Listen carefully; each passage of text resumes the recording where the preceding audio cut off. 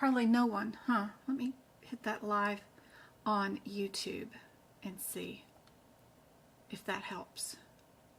Hey guys, can you guys hear me yet?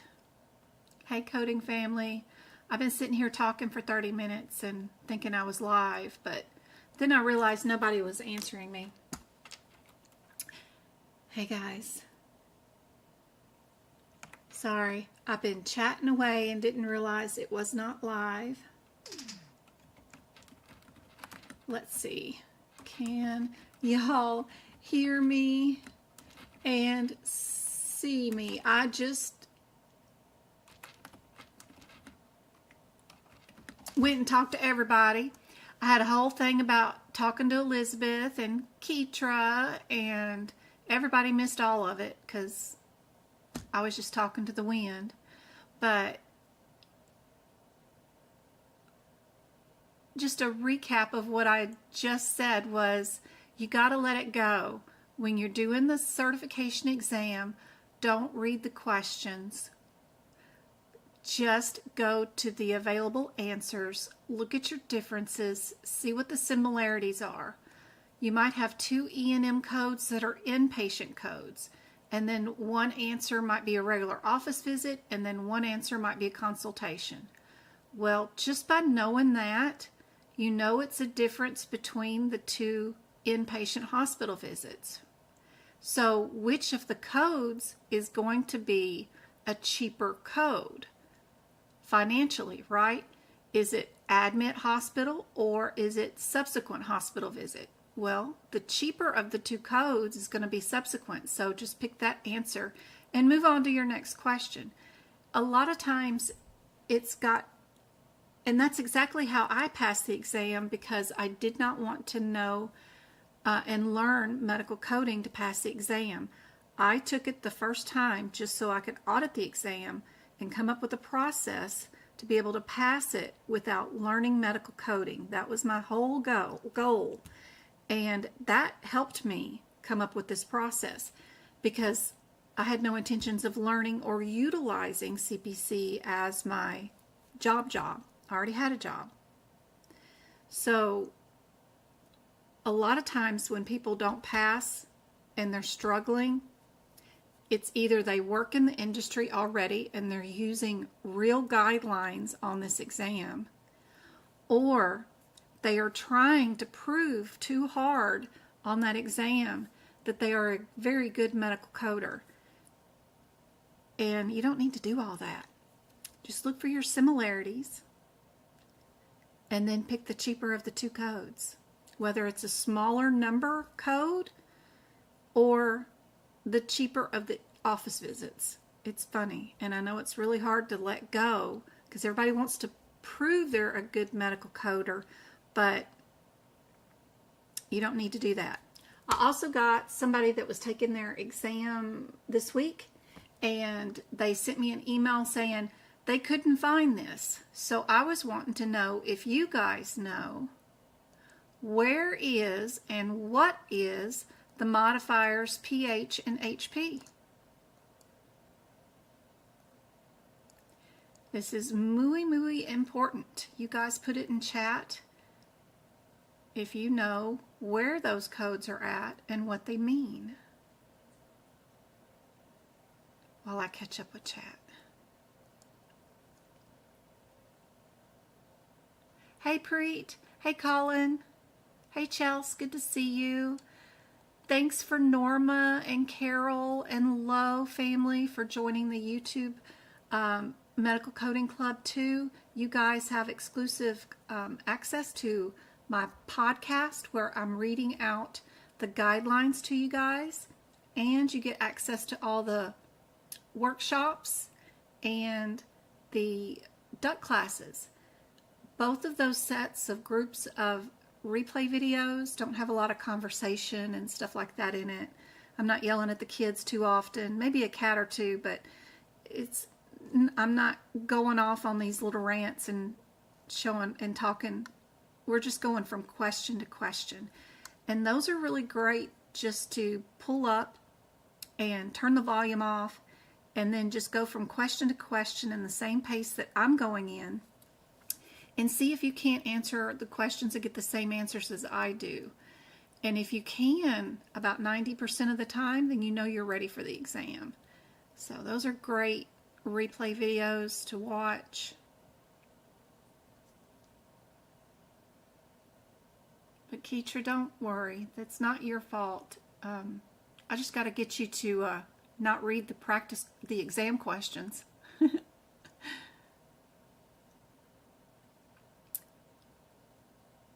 No, Mabel, these are not going to be on the front cover. Anybody on TikTok know where these modifiers are at? Say, this is your exam question. You've got 120 seconds to find the answers right now. Where is modifier pH and HP?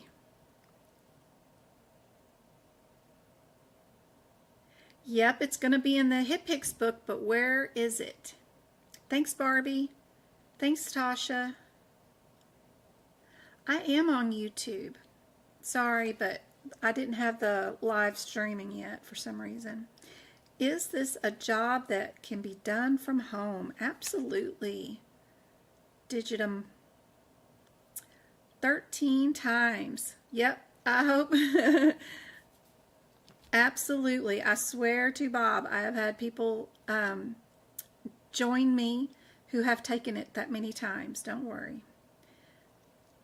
It's a lot of money, but hopefully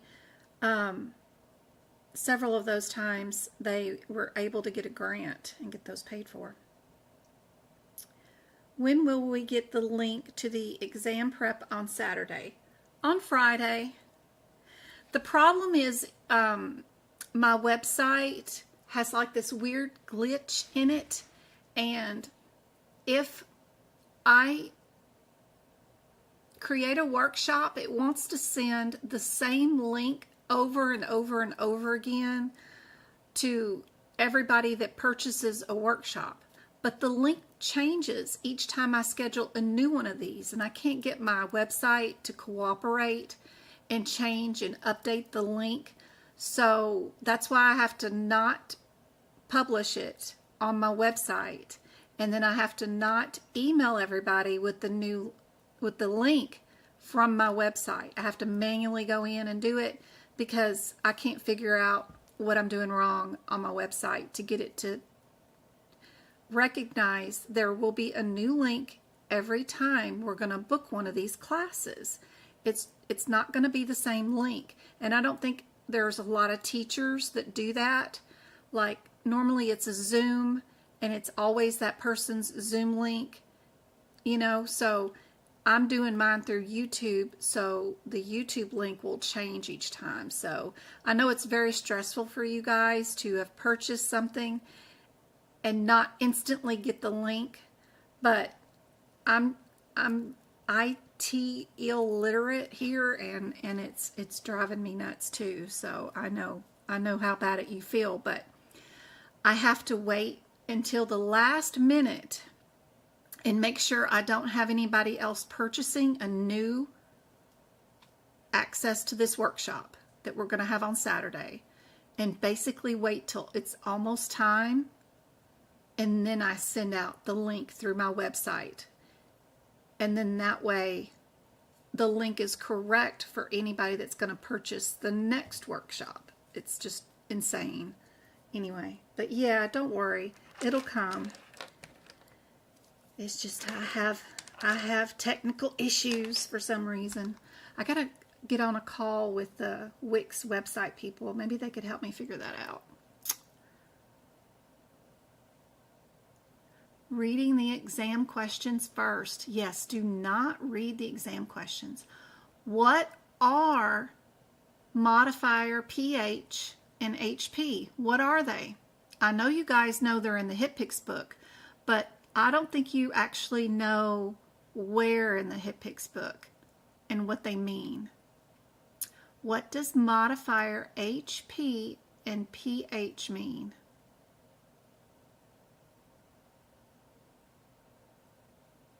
Hey Mabel, hey Elizabeth. Hey, Angela. Lynn. Hey, Deborah. It's not in the back of the HitPix book, actually. It's not in the back. Colin's taken theirs on December 27th. Katie has her second attempt, 62, but did much better than the first time. Awesome. So you're only 8 questions away from passing. I need to work on the 1000s and the ICD-10s. ICD-10, there's only 4 questions on the exam, so don't spend a whole lot of time there. But integumentary is wonderful. Love integumentary. I purchased the last workshop, never got the link. You have to email me on my website where you purchased it, and I'll make sure you get the link. Let me know, because Lynn, I don't know who you are out of the people that sent it. I have resent out that link multiple times for the last workshop, and I also resent it this week sometimes. Somebody said something about it. But if you purchased it after the workshop and you bought it inside the store shop, it's on the PDF page that you download, and you just have to type it into your URL to go to it. But email me on the website, go log on to my website, do the drop-down menu at your account name, go into your orders, and email me from your order, and I'll know you're having an issue. HP is the doctor level in front of the HitPix book. Nope. I'm over the moon grateful that you are on YouTube. Don't use any other social media. Awesome, Elizabeth. That's great. Yeah, I need to reset before the year end so I don't need to redo books. Yep. Nope, they're not HP level 2 national modifiers. Nope. Asia, she passed her certification exam. Awesome.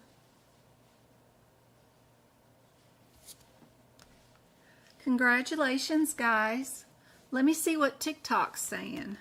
What are they saying? Anybody there got the right answer? Let's see. This is a job. Yeah, it can be done remote. Yep. All right. Terrified of never being able to find a job and passing the exam. Well, being an Aries, I don't ever think about what might not happen. I just think about what I want, and I jump and go for it. So there is plenty of positions available in the healthcare field. If you want a job as a medical coder, you can find a job. You might start out in scheduling, grievances and appeals, or prior authorizations, or even billing. But you can find a job. You will get there with any kind of motivation at all. Did you bring me anything back, Jay? No, you should ask. I didn't know where you were going, and you shouldn't have to tell me that I need to ask you when I don't know where you're going to bring me back something. You are you gonna try to get a girlfriend one of these days, and you gonna come back and be raised even treating your own mama that way? You go through a drive-through, a gas station, you go outside and get air. It don't matter where you go. You gotta bring your mama, your girl, your grandmama, it don't matter who it is, but any of the females in your home back something. You know what they like and what they don't like. Child, I've raised you better than that. Good gracious. You didn't tell me what you wanted. Good. I reminded you not to get any caffeine. out. Didn't bring me back nothing. It's like the third time in a row I've asked you, did you bring me back anything? And I got all disappointed. Well, the last time I asked you, you literally didn't even want anything. That does not matter in the total scheme of anything, ever.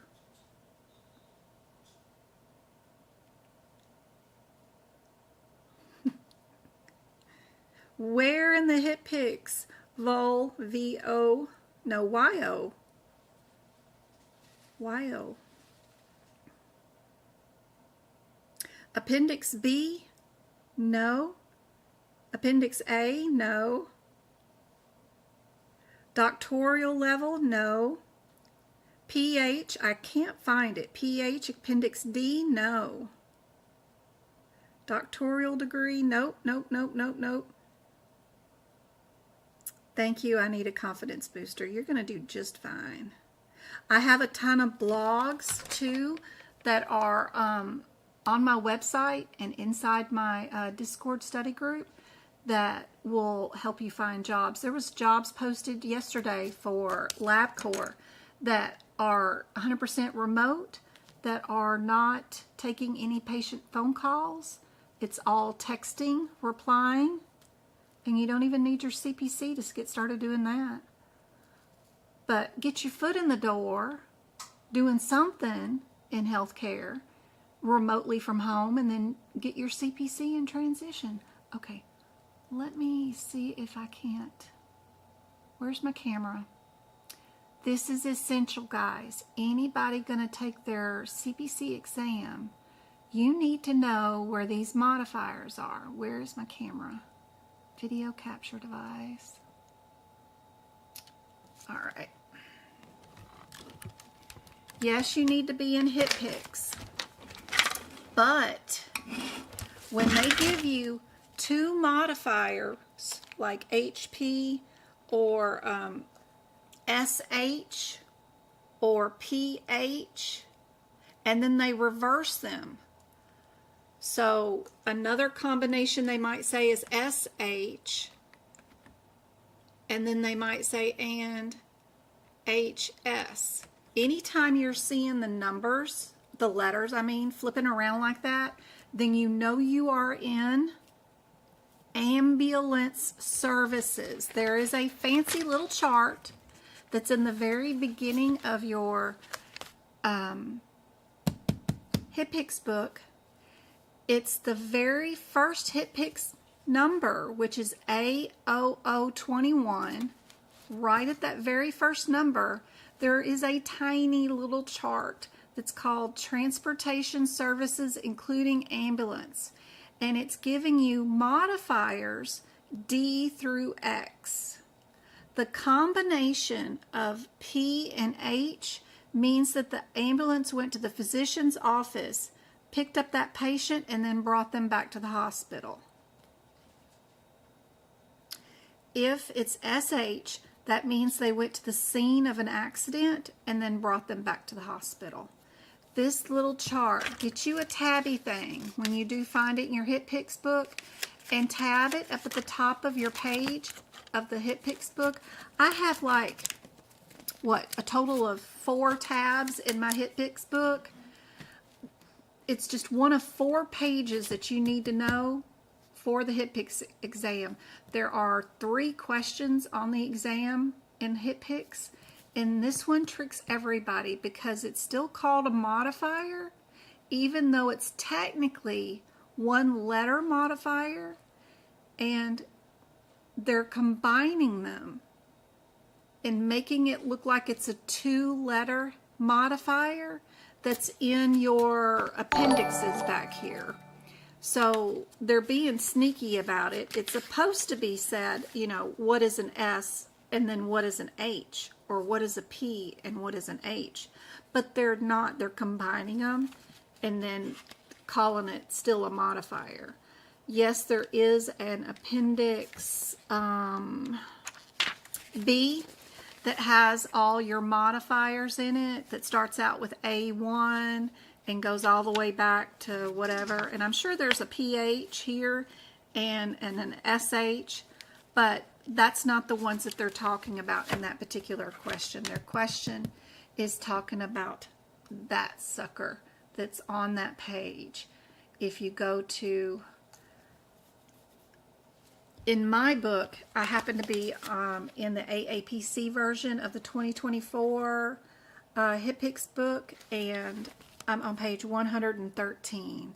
It's the tiniest chart. It's not even a full page. It's up half of a column.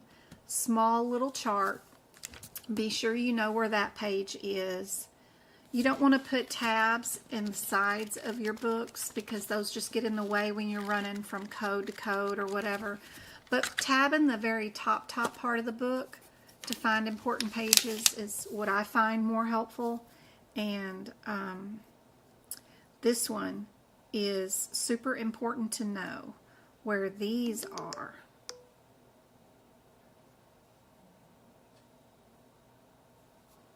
Let me check chat again.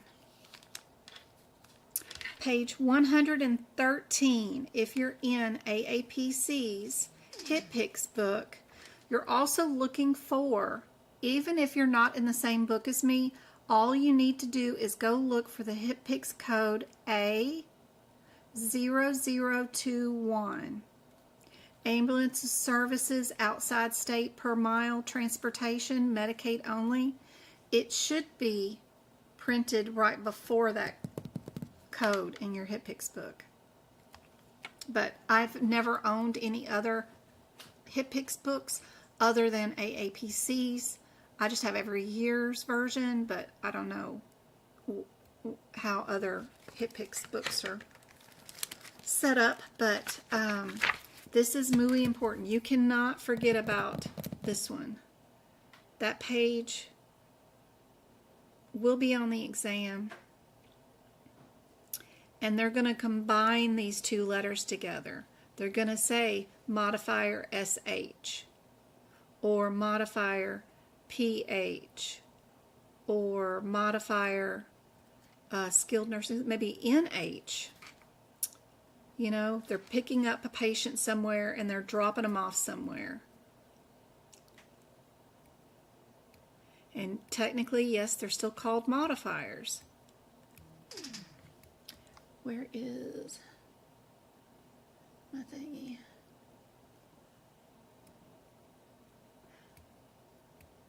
What else do we need to mark in our HCPCS books? I have a full set of HCPCS notes that you can download all at once inside the shop. It's not bad at all. You need to know, what does the second C in HCPCS stand for? What does the P stand for? That kind of stuff. What are the important dates that are involved with HCPCS? How often do they update? So stuff in the very beginning of the introduction, stuff about what the symbols mean, you know, the symbols and the convections. Be sure you know where those are at. And then you need to know your timetables, like when do they update and when do they go in effect. Those are different dates. Those are on page 9 in my book, but it will be different for everybody's. And it's hidden in words, but it's not like in a chart like normal, like in the CPT book. Sometimes it's in wordy paragraphs that you got to find, that kind of stuff. So finding that ahead of time. You need to find your codes for Medicare that are for influenza and pneumonia vaccine. You need to find your codes for a colonoscopy done with risk and one with no risk in the HCPCS. You need to find a couple of medications.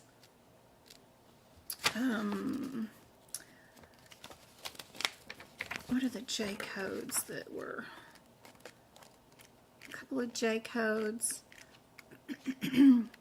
Oh, long arm cast, short arm cast, plaster cast versus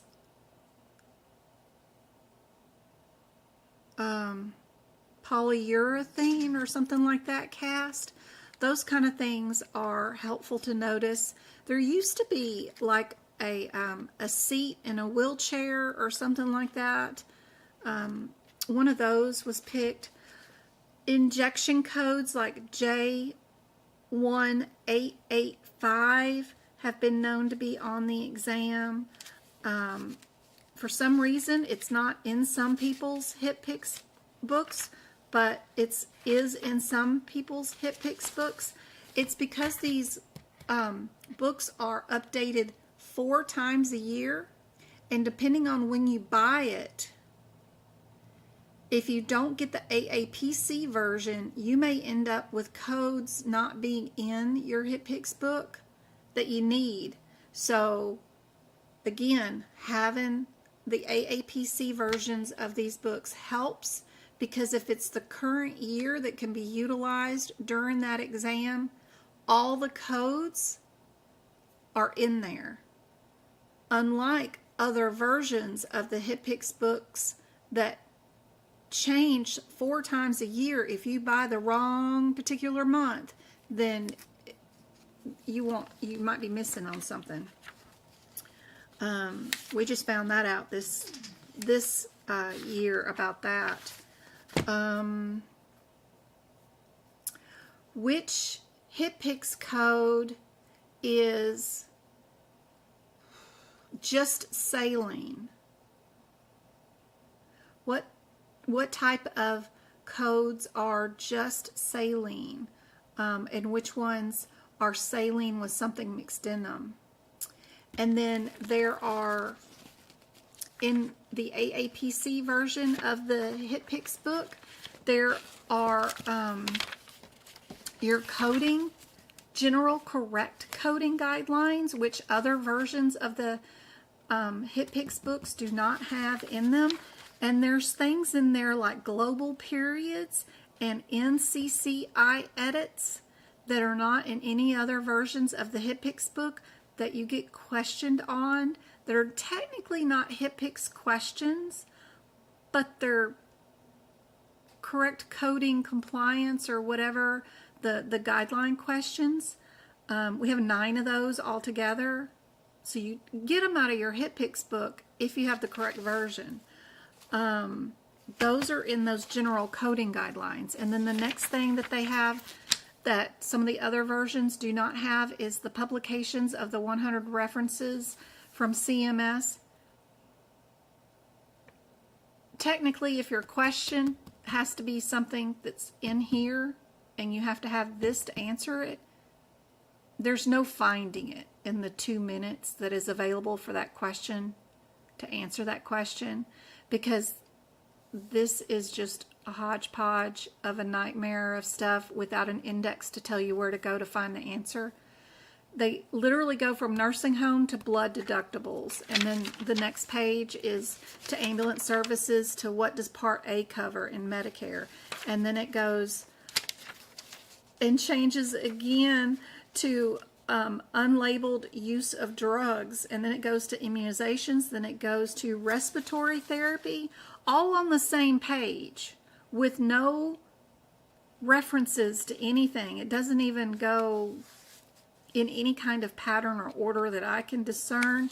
So if by chance you do need to find an answer that's here, you're not going to have time to find it anyway, until I go through here and audit this and create us a table that we could write in on these notes back here, and I could get it figured out if I just had enough time. But I just haven't done that yet. I got plans to do something, but I haven't done anything with that yet. One of these days I will. I may throw it in ChatGPT and see what it can come up with, but that's the basics of what you need for HCPCS, but I do have it available in the notes section in my shop, and it's super inexpensive because it's just one download of like 20 pages. Be super easy for you guys to copy all that stuff through and highlight it.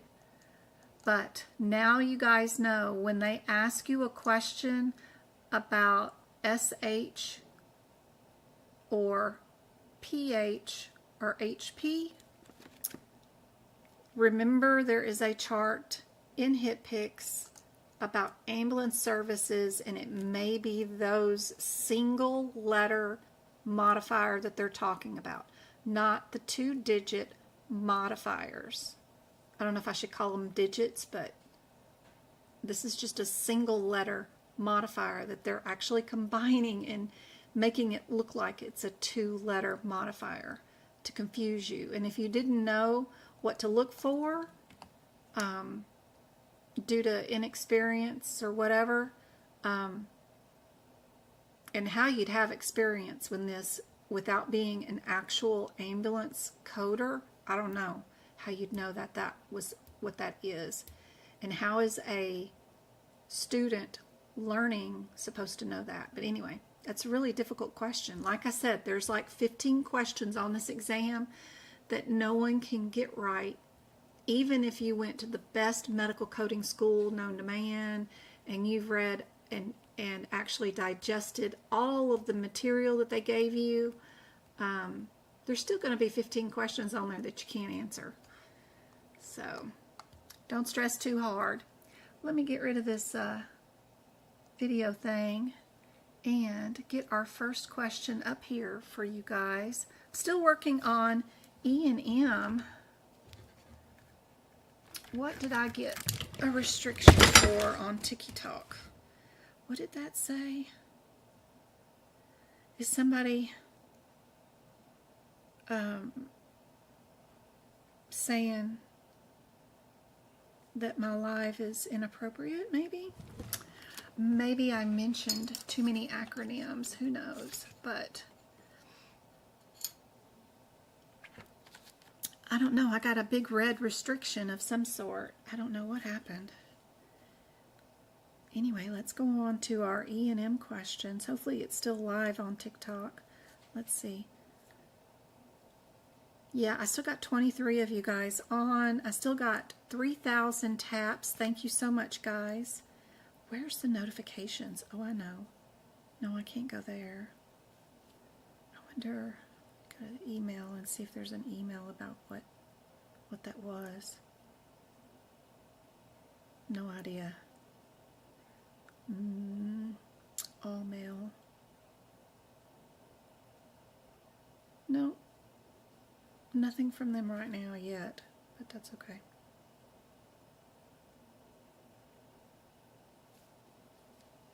Thank you guys for sharing and tapping.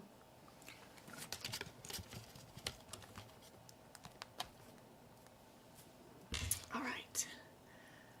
So if we're going to answer this question in the fastest, most efficient way possible,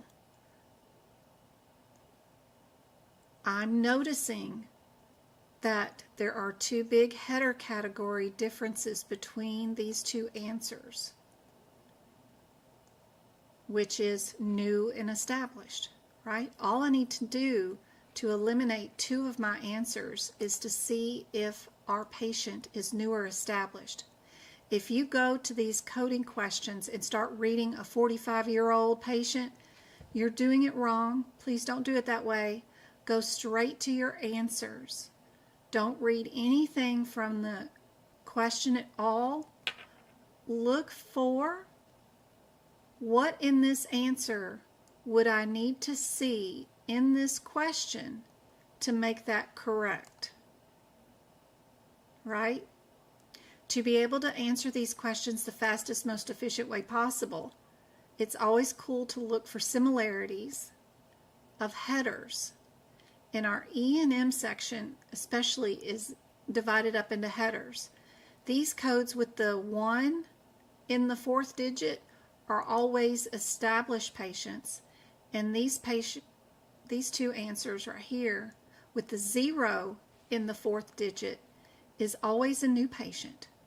And just knowing that header difference right there is super helpful, because you can go look for the words that mean new or established, find that quickly, and then get rid of two answers extremely quickly. And then all you need to know is, would I bill a 15 or would I bill a 14? And what has Jen said? The answer will always be the cheaper of the two, right? Which one would be cheaper, the 15 or the 14? Just, you'd know that because 15 is a level 5, which is a high, and 4 is a moderate, right? Level 4 visit. So level 5 is more time, more MDM, you know, you get paid more for that one, right? So the cheaper of the one of the two is just A. Pick that answer and move on to your next question. Don't linger. Don't verify you have the correct answer. You don't need to do that. You know you're not going to be a 15 unless you've admitted the patient to the hospital. They got to be super sick, circling the drain. You know, and a lot of times all they're doing in these questions, and the purpose that they write the questions, is to get you down to 2 different codes, and then they want to see if they can put enough words inside this question to make you bill a more expensive procedure, because if they can, then they know you're not ready for a job in the real world coding, right? Because they can push you to code too expensively, right? So that's the whole purpose of the questions, is to see if they can push you to bill for more stuff than you should. And if you know that ahead of the exam, then you don't need to fiddle fart around in these and find out if you need to be a different 14 or a 15 and why the answer is what it is. But if you do want to know why the answer is what it is, did we give this patient a diagnosis here? We gave them a suspected benign diagnosis. So if you go to that lovely chart on page 8 or 9 or 10, depending on which version of the book you got,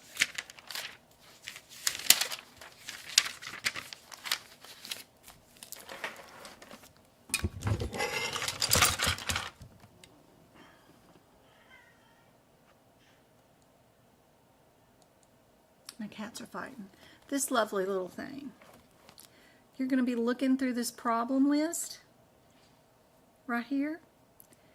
And if you look for the one that says one undiagnosed new problem with uncertain prognosis, that's what you technically have here. When they say suspected benign paroxysmal positional vertigo, what a nightmare. That isn't truly a good diagnosis, right? You're going to have to really diagnose that patient with dizziness, maybe even chest pain or something. But, you know, they're not asking us to do that. They just need us to do a level visit. And why the answer is a 14 is because we don't technically have a diagnosis and we have an unknown outcome. Now, what you're supposed to do with every single one of these questions that I go over in our free live lessons is when you figure out what the answer is and why the answer is what it is, you need to come to this book and put your examples down. So an example of an undiagnosed new problem with uncertain behavior is...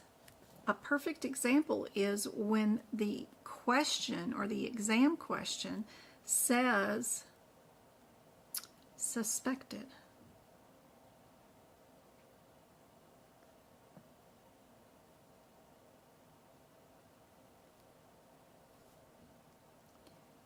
Draw you a little line over there to that sucker.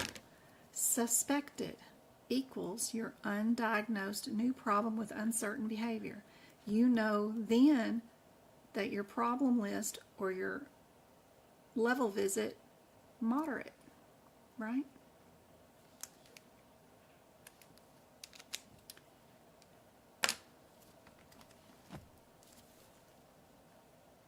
That way you have this example written in your manual that is an open book exam, right? You get to take it with you, and you get to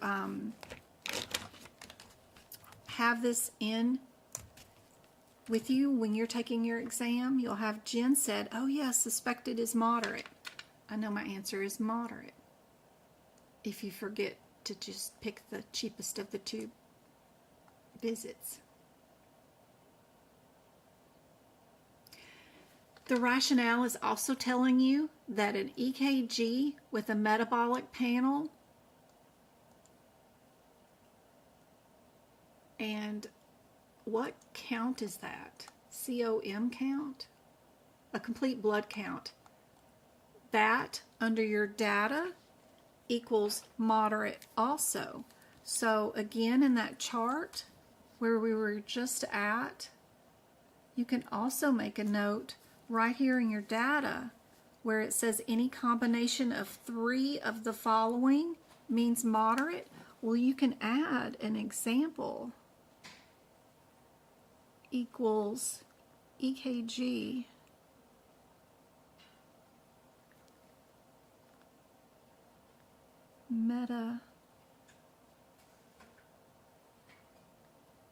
metabolic panel and a CBC. That equals moderate. They're also telling us in the rationale that the over-the-counter medication is risk level minimal. I've seen it in other questions as moderate. So you got to watch their explanations sometimes. But hopefully that is helpful for you guys while you guys are watching my lives to know what are we supposed to be doing with all this information. We're going to write examples of every single question we review. That way we've got it when we go back and we go take this exam. They're saying for this question, over-the-counter medicine is minimal, but technically I've seen over-the-counter medicine mean just for the risk level. It also means moderate. I've seen it in both in the rationale. All right, lab and path. Lab path. You guys work on this question while I check up on chat and see how it goes. Yours says page 9. Can you move the camera screen so the corner we can see the question, please? Ew, really hard to move this sucker.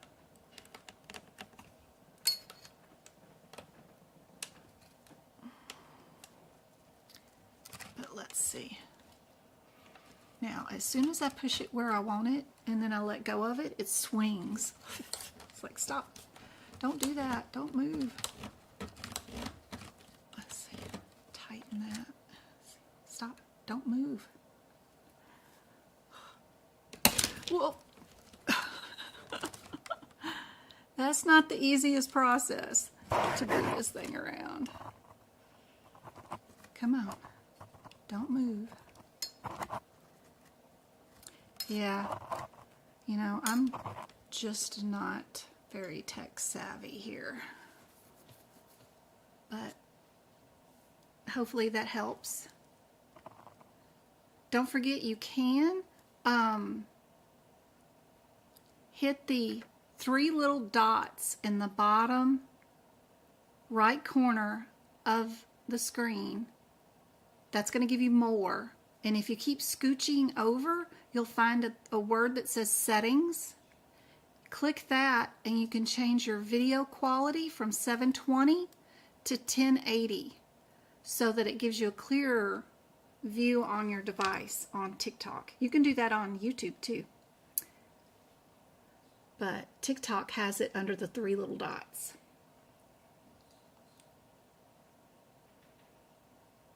Yours is an AMA HitPix book. Yeah, I've had a lot of people have the AMA version. Hey, Connie.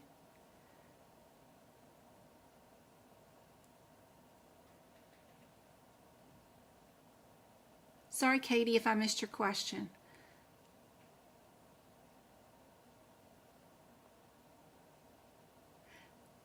They are also on level 2 under national modifiers, the last page on page 112 in the 2023 HitPix book. That's cool. I didn't know that, Deborah. I'll look that up in mine. What year do we have?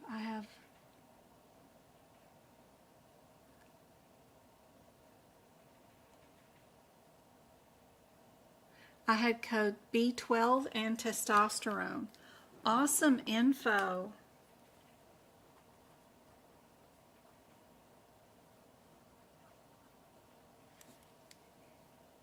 Thank you for letting me. And you had a pain pump? I had a pain pump too.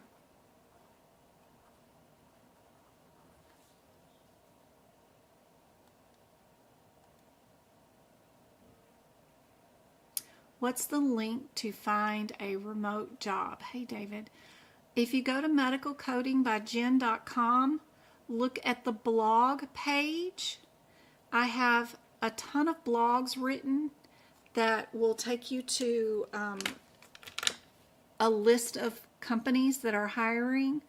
Also, if you join our Discord study group, I have 2 rooms, and the one that's got job resources in it is where I've got a list of companies that are hiring.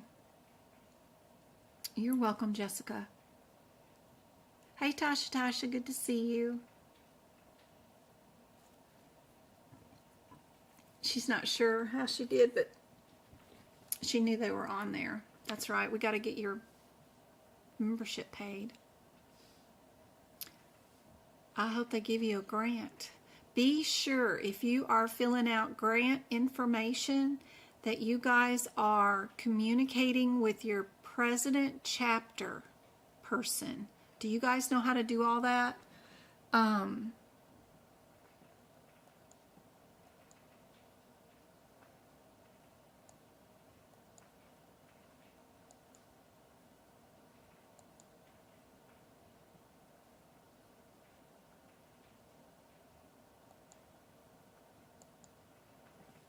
So the people that will be giving away the grants at AAPC are actually your charter or chapter member people. So if you come to my website and you come to blog, that's where the blogs are. It's free for everybody. That's where the job resources are at. But there's a lot of blogs about, MA surgeries, E&M. Here's one about tomorrow's opportunities. I think that's the one that tells you what to look for, not just like medical coder, but here's you some other terms to look for that will get you a job. And then this one is the list of companies. So do that. And then under the social media link, this page right here, if you click the join now, that will throw you into our Discord group. It has a current list of, like, today I heard this place is hiring. Right now, go apply there. It's more up to date, but that's right there. I came here for, what was I talking about? Oh, AAPCs. How do you find your chapter people? So if you're at AAPC and you have gone to my website, gone to the resources tab, go to the FAQs, that's where the grant information is, right here with the free resources. And then AAPC's grant application is right here if you're looking to get new books, exam attempts, or get your membership paid for. You have to have been a member already and used up a whole year. But if you have, then you can apply for that grant. Fill that sucker out and submit it. The people that pick the winner is your chapter members, right? So you need to know who your president is, who your vice president is, and you find that right here underneath your account info. Go to your local chapter right here. And if you don't have one picked, pick one. Go to view events, and you can see if they have any upcoming events. Ours guys are from Las Vegas. They usually have a lot of events, so that's unusual for them. But you can find a chapter, you can get a list of all the chapters, but my chapter is out of Las Vegas, and it's a different state than what I live in, but it's the closest one, and that's fine. Let me go back to local chapter. Right here, it says your directory of your local staff people.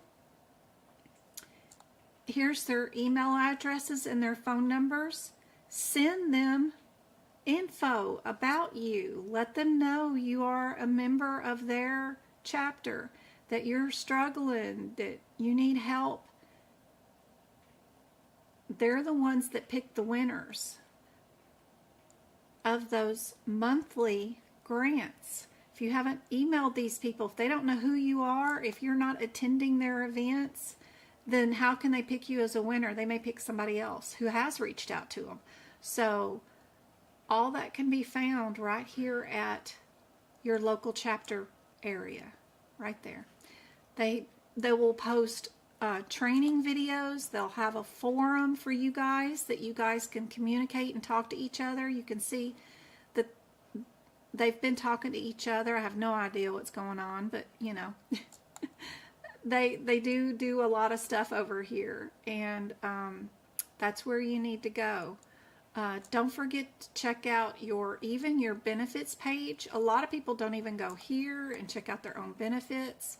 There's a lot of resources of stuff that you can do.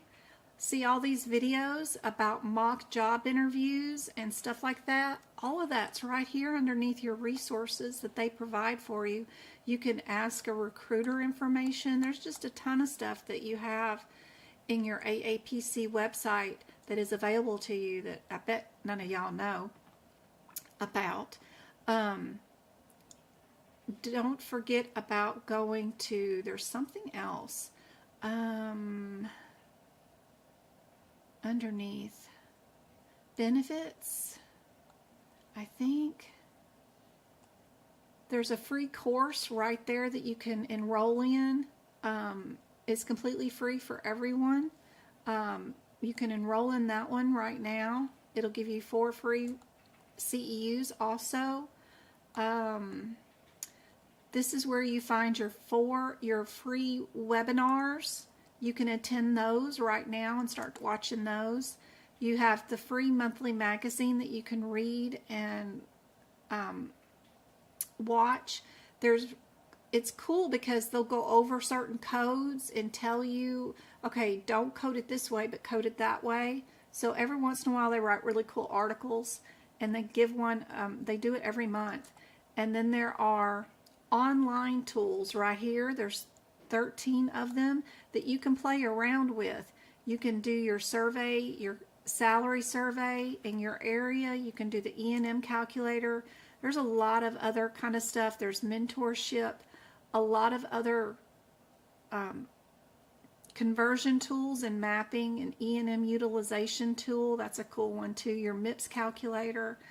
Stuff that you could learn and start utilizing and playing around with and know how to use this before you even job interview and stuff. There's a lot of stuff here that they have that you've already paid for the membership. Be sure you utilize it. But the main important thing that I wanted to make sure you guys do is, if you are filling out a grant, that you've gone to the local chapter page, you're going to the view directory, and you are emailing these people. And you are also not just bugging them, but you are checking to see if they're doing events and you're attending those events. Because if they're constantly offering free webinars and events and you're not attending, you know, that might hurt their feelings. So be sure you're coming here, and if they're doing something that you're trying to attend, even virtually from home, even if you are at work, just get your phone to log on, turn the volume off, and then don't watch it, but pretend to be in there, you know, just anything that you can. That way they see your name somewhere. So anyway, that's my advice on all that mess. Don't be afraid to click little buttons and see what's where.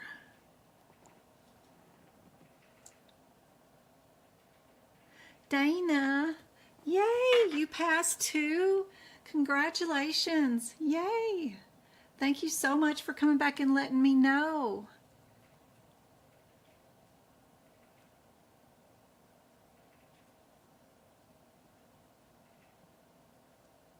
You don't have to call to get a grant. Their grant is available right there online.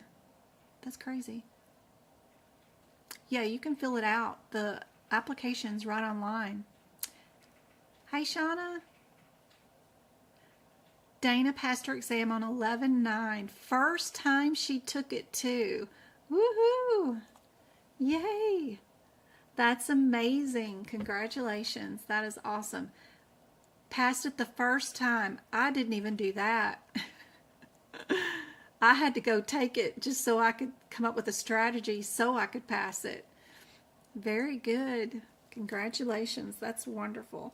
But there was nothing, literally nothing out there on the internet about passing the exam from the exam point of view.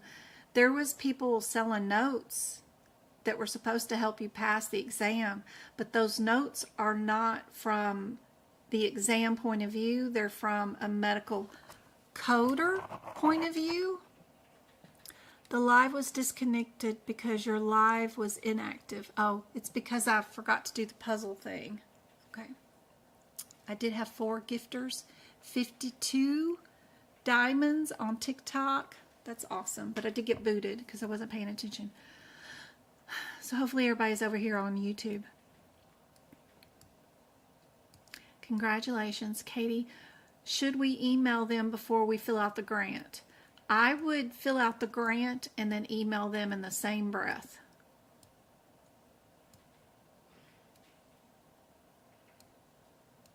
Be familiar with all the guidelines. Sometimes the answers can be found there. That's right.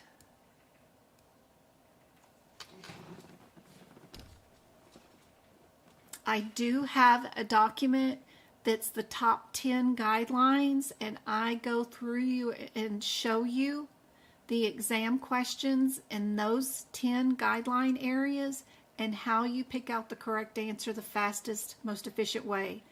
Okay, if they're asking you about pain, a G86 code, this is what you'll see in your exam question, like a neurotransmitter. The patient come in to get, an injection on their spine or something. If that's true, then you know the G89 will go first. Something like that. You know you're going to have a overdose. You know you're going to have probably a mechanical malfunction, like a pump not working, or a defibrillator that stopped working that needs a battery replacement. Something's going to go awry. Those kind of things are always on the exam, and I go over those practice exam questions in that document all the time. They reference them several times. Yep. Yeah, sorry about TikTok, guys. I forgot to do and make sure that I did the puzzle. You know how when you stream for a long time, they want you to match a puzzle with another puzzle piece or something. So, yeah, sorry about that. All right, guys. What answer do you guys have for this question?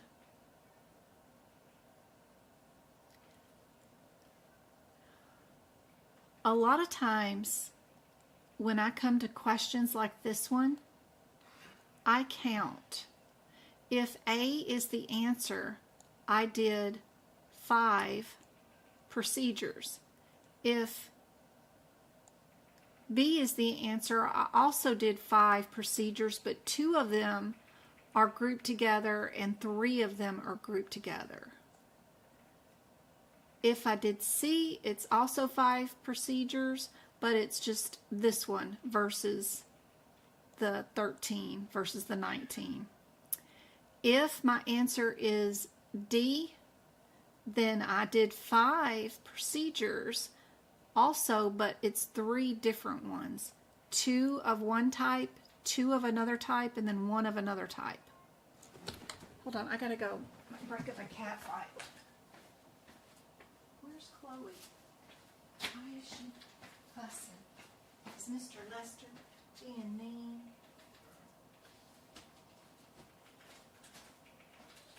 You get your little stinky butt on.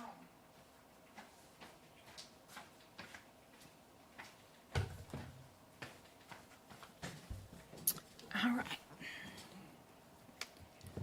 So, what did they ask us to do today in this lab?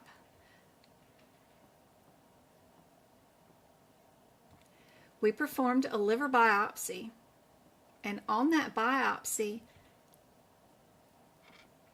we stained the liver biopsy.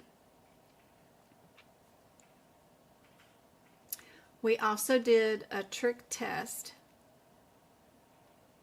We did a retic, right? We did a PAS and a PAD. So that is all 5 things that we did. Are we a 13, a 19, a 41? Are all these tests grouped into one particular CPT code? Or are they separate codes? Are they all the same kind of test? Or are they all, some of them, different types of test?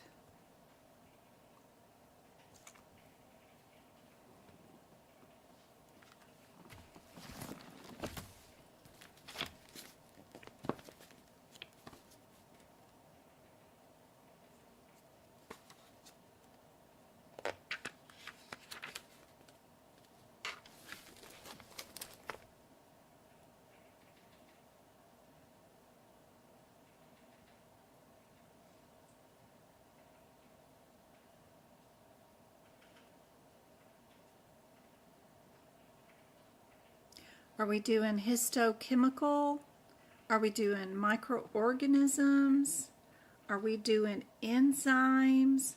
What kind of test is this?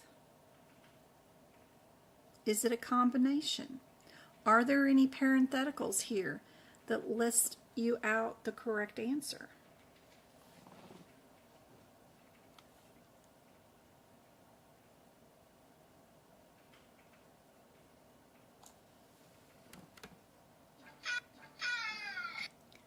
Cat.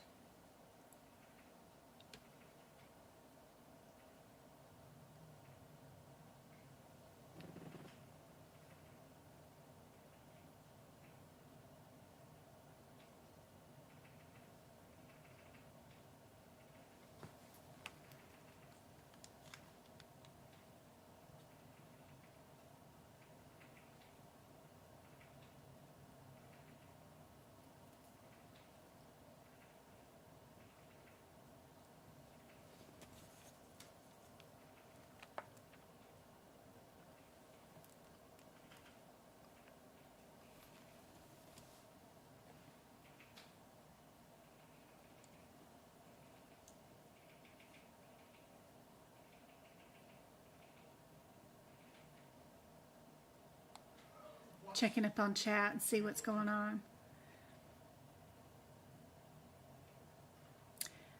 Jen said, joined, oh yeah, that's what she did. She said, and then Dana, don't used conjoined with. Yep.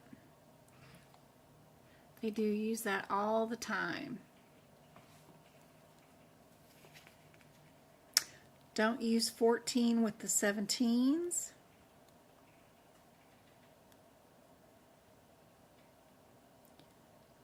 On 14, you only use it with each.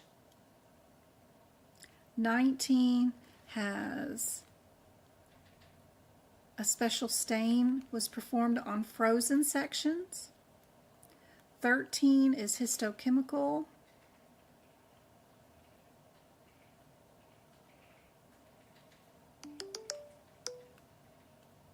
Doo-doo-doo-doo-doo.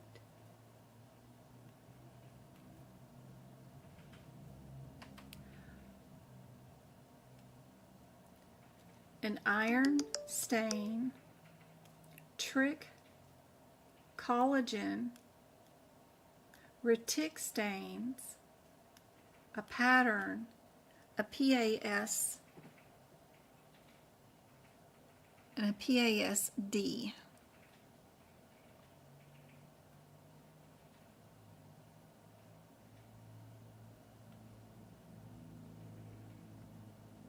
We know we're going to use the 13 because inside the parentheses we've got our iron and our trick, right? So there's only three answers that have the 13 in it. C's out. At the very least. I don't recommend any schools or colleges because the courses are not built or designed to help you pass the certification exam. There is no prerequisites required to take the certification exam. The only way to get a job is to have the certification exam and pass it. No one's going to care that you took a course. Employers don't need to see that on your resume. All they want to know is, are you certified? And you can't get certified unless you pass the exam. But the courses are not designed to help you pass the certification exam. They strictly keep those separate. I have a TikTok on that. So self-study is the way that I went and the way that I recommend. Unless you got money to blow, if you get a free grant and a free course, then great. But don't put yourself in financial hardship and put that on a loan and do a medical coding course. It is not going to help you at all because the way they medical code is different in real life. Maybe if somebody makes a real life coding scenario course, like what we really do in the office, then great. But there is not a situation like that going on right now. I do recommend taking the CMS free courses. I have links on my website at medicalcodingbyjen.com where you can go to the CMS website and they have free courses on like ICD-10 coding, PCS coding, grievances and appeals coding. They're completely free courses and you end up with free certifications that you can add to your resume and you can take them an unlimited amount of times. Those I recommend.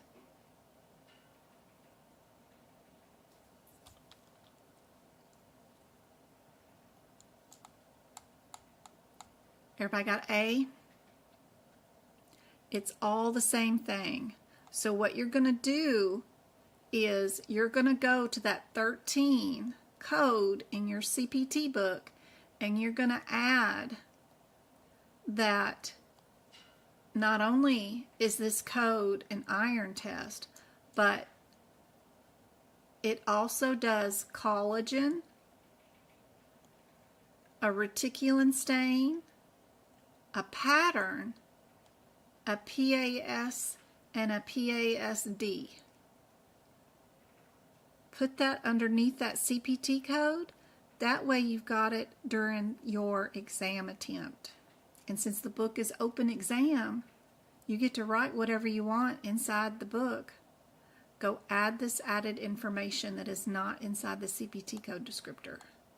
And that way you'll get it right the next time you see it. All right, what about this question? We don't have to worry about the first code because it's the right one all the way down. The only difference we've got first off bat is the second code. Are we a 44 or are we an 04 or an 05? It does look like two of the answers are very similar. They both have a 44. They both have a 34. And then the only difference is the last code, which is the 11 and the 13. And that's technically what the question is about. They want to know if we know the difference between simple and intermediate closure.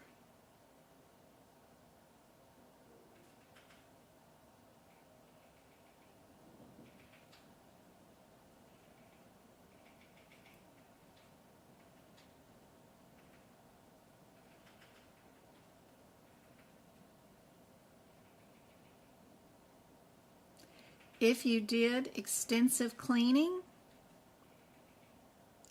on a single layer closure, it's no longer a single layer closure, right? We change it and add it to our intermediate repairs and lacerations, right? So knowing that guideline information is super helpful. Knowing that also adhesive strips are not coded when you bill an office visit is the second guideline that you need to know about for this question. This does not get billed because it's included in an E&M visit. If you only saw a patient and you did not do a head-to-toe assessment and you just stitched them back together, you could bill for adhesive strips then with your intermediate layer closure or something like that, but you would not be billing for an office visit. This one is billing for an office visit, so we don't charge for Band-Aids or steri strips.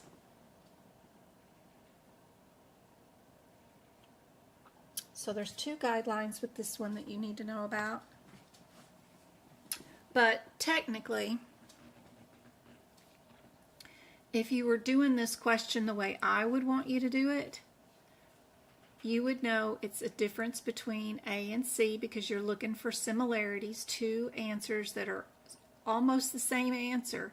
The only difference is the 13 and the 11 codes. I'd go look up my differences. My differences matter because one is simple closure and one is intermediate. I know personally that there's a guideline for that if a single layer closure needs to be debrided, then we change it to an intermediate. So I know that's the only thing I need to look for inside my exam question. And since I do see that, then I know what my answer is. And that's the only words I would look up in this question. I don't need to know they're 40. I don't need to match up each little stupid laceration and which code it is. None of that. I would not be matching none of these numbers. I'm not trying to add nothing together. None of that foolishness. This right here answers my question because it is the only difference between those two answers.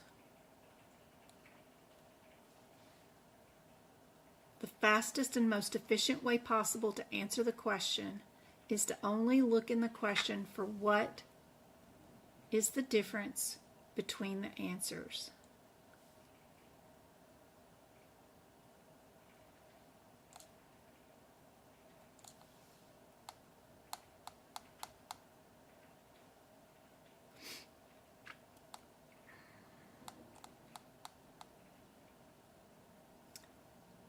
Next one, we've got our 20, 30, 25, and 05. So I know that we've got two 20s, a 20 and a 25. Those two are the closest two numbers together. So I would go see what my difference is between those really quickly.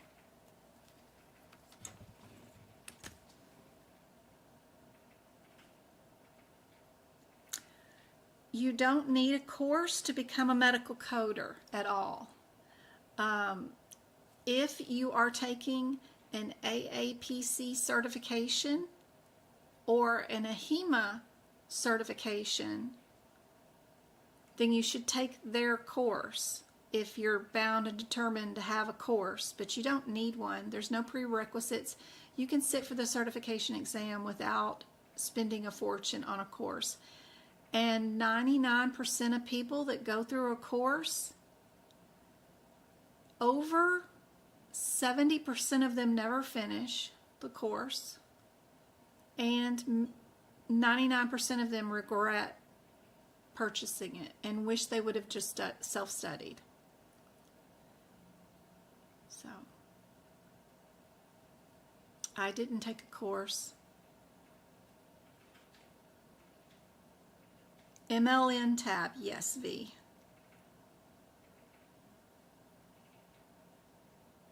Yes, Jojo. Yes, Nolan. CMS website. Just go to medicalcodingbyjen.com. Go to the FAQ tab, Frequently Asked Questions tab. There's 3 sentences on that page. Go to the free resources question, and the CMS website link is posted right there for you to go to. So's the grant for AAPC, all that good stuff.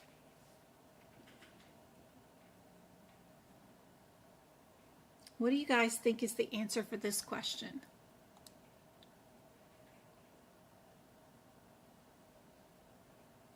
If you bought 2 exams, can you sign up for 2 different dates? Yes. Who would want to take 2 4-hour exams on the same date? That would be impossible. My brain would explode. Or do you have to wait and see if you pass before you schedule your other exam? I'm not sure. They just switch exam taking sites, and they have a new set of proctors, and I haven't done a certification exam since they did that, what, a week ago, guys? Was it 2 weeks ago, maybe at the most? So see if you can schedule it. If you want to schedule one for an exam attempt for December 1st and then schedule one again for December 31st, go for it. See if the system will let you do it. That's what I would do anyway. No idea. A lot of people take courses and skip the experience prerequisites and get an A of their cert, and at least that's what I've been told.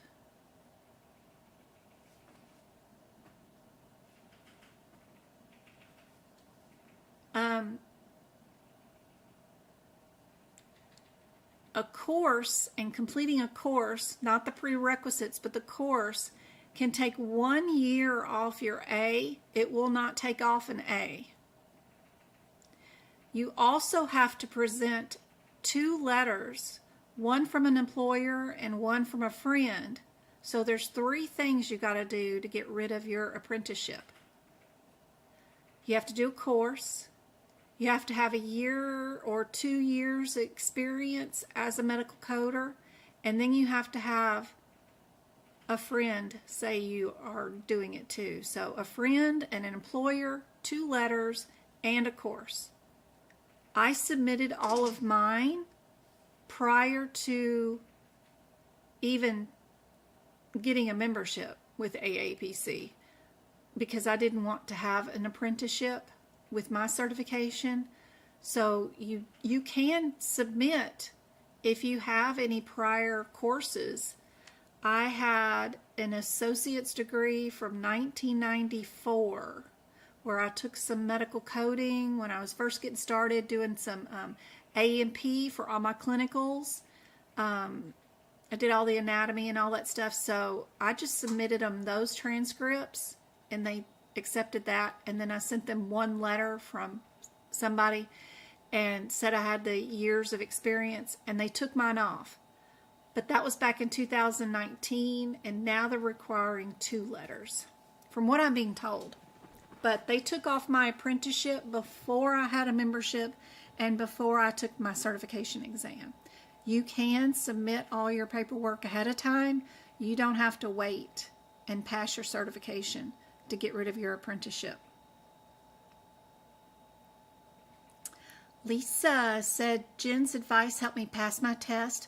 My 1.5 year course did nothing that I couldn't have done on my own. That's right. Absolutely. A lot of people saying A or C with this question. This one is C. It was a closed reduction, right?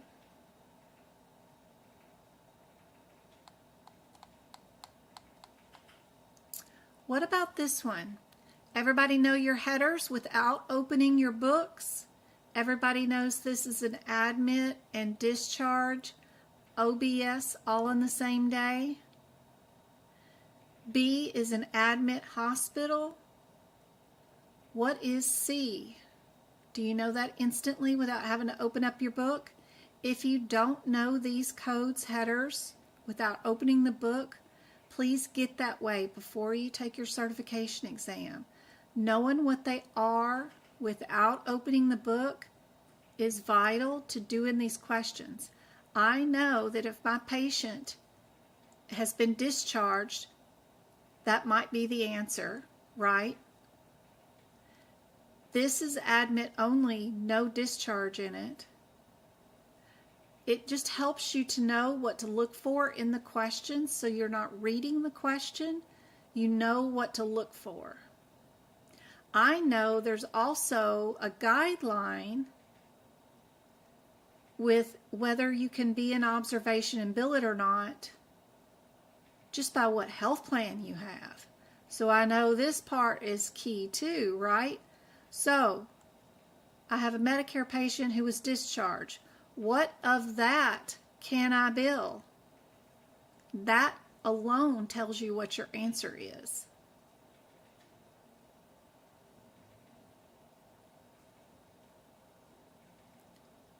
What do you guys think is the answer?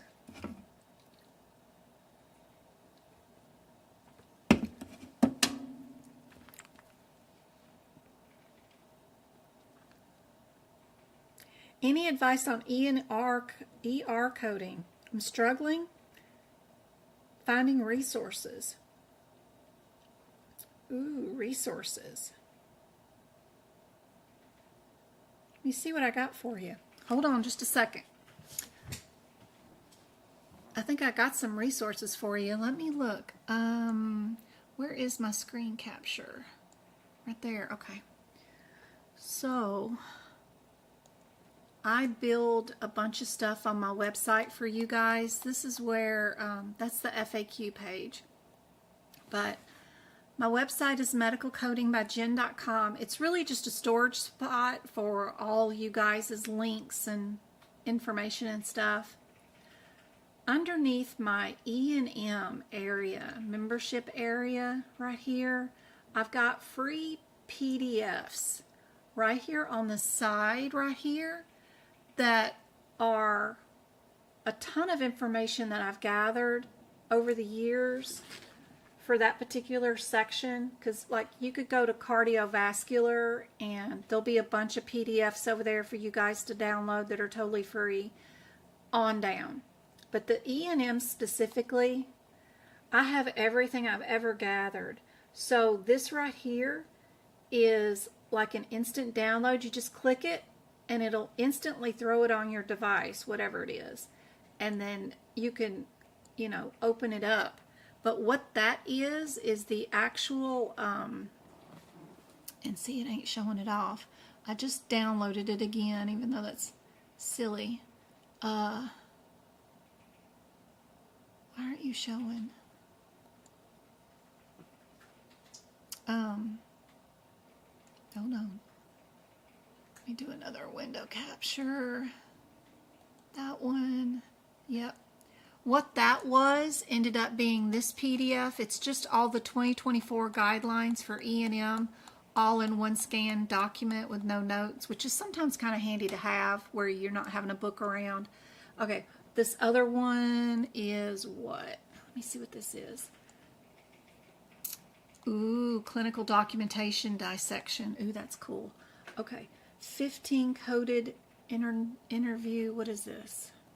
The next one is, oh yeah, this is cool. This is from an interview questions for E&M. So like, what are the most common billing errors in medical coding?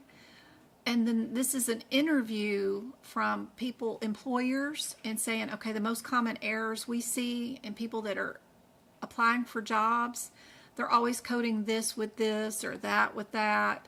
You know, this might be helpful.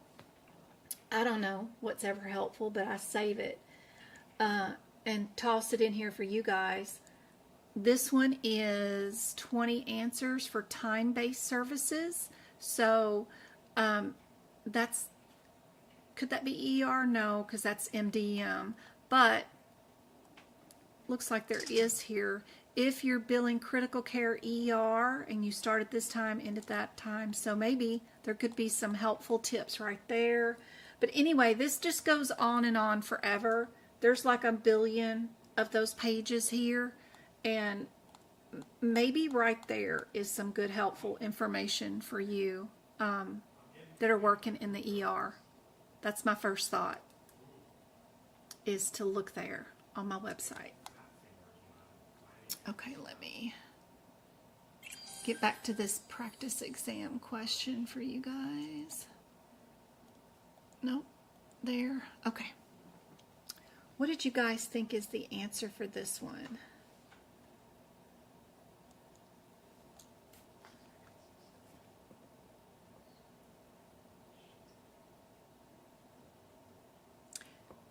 Yes, V.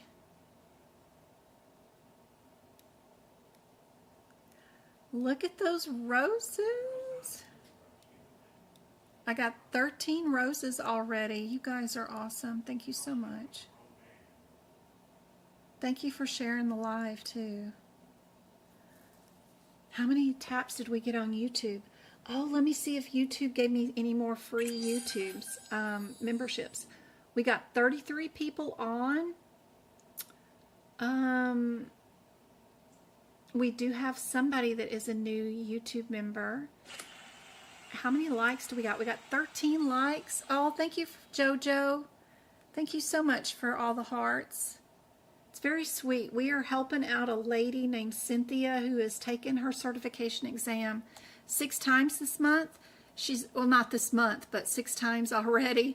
And I'm saving all of my TikTok coins and super chats from YouTube, and we are buying her $500 more attempts to take the exam because she just could not spend it again. Her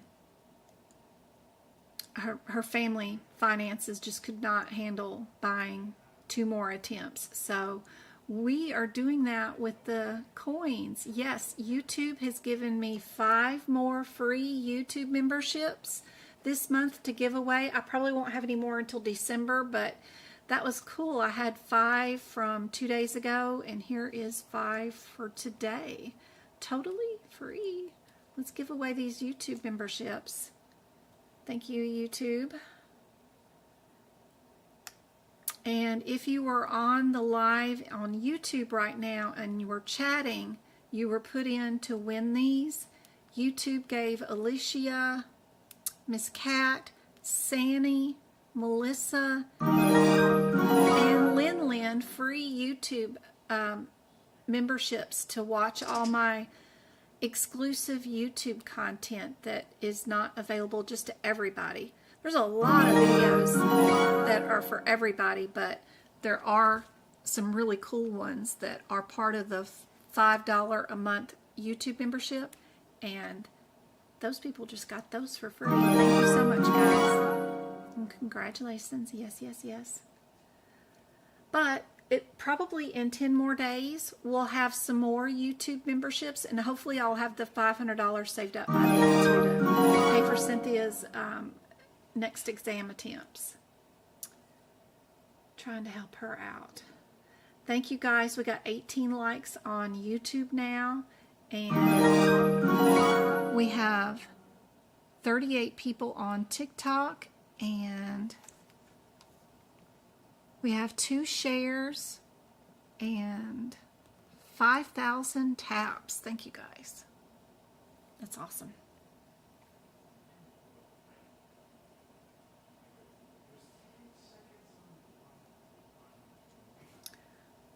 What does Medicare and knowing that the patient was discharged tell you that you can bill for this patient? You're welcome. I didn't do a thing. Thanks, Jessica.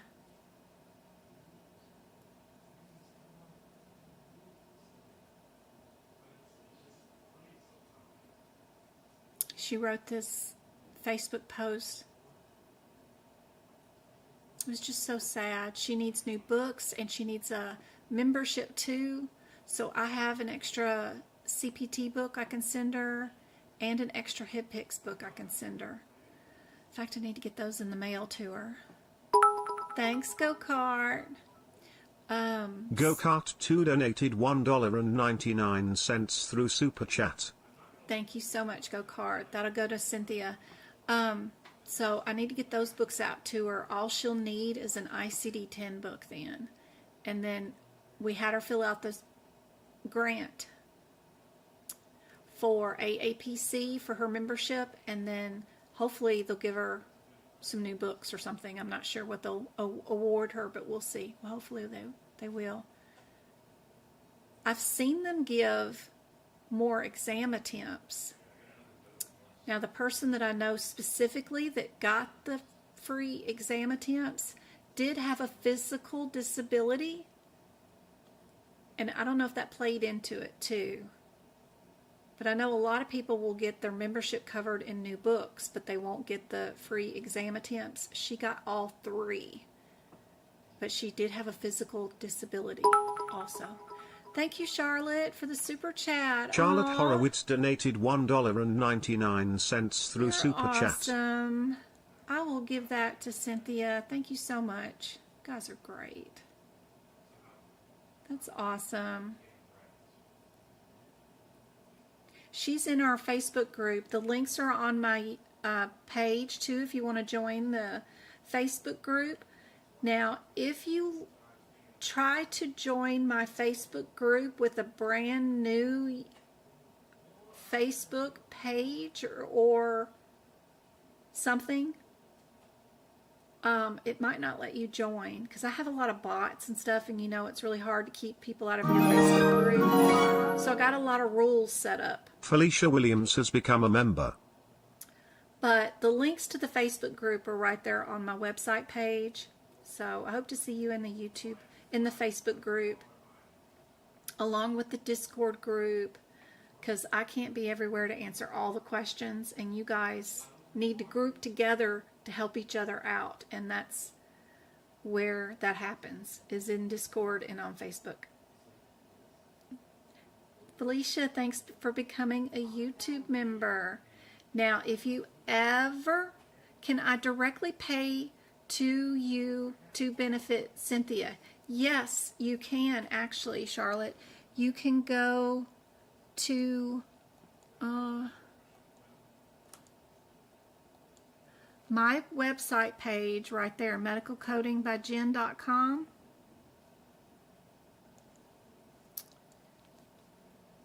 The front main page right here, that's just me, that's my website. Scoochie down here to the bottom, and you see the link to donate. You can go to PayPal and PayPal me a donation for Cynthia, and I'll send it directly to her. See the link down there on the bottom of the page.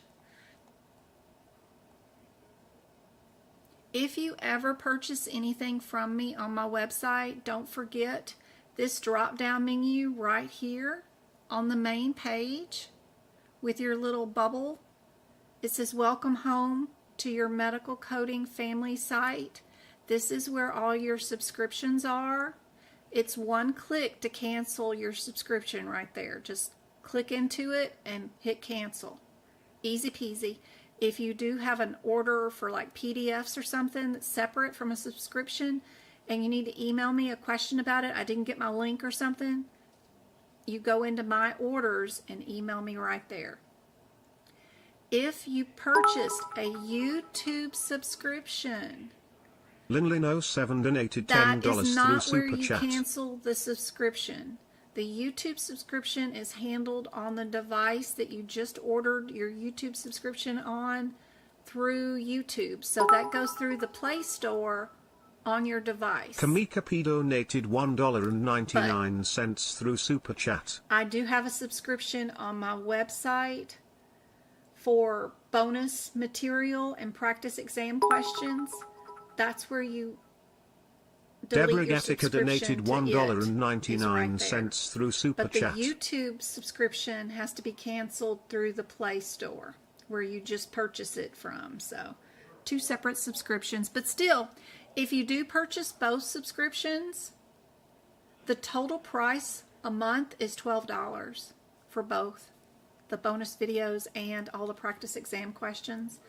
It's, you know, really a lot less. Like I know there's a lot of people that sell like the Bat Cave, you know, that's like $40 a month just for that, you know. So there's a lot of people that do a lot of subscriptions that, you know, I try to keep it really, really cheap for you guys. But you don't have to buy anything from me because I do have a ton of resources that are totally free. All of the shared gallery is free. The blog is free. The practice area right here is totally free.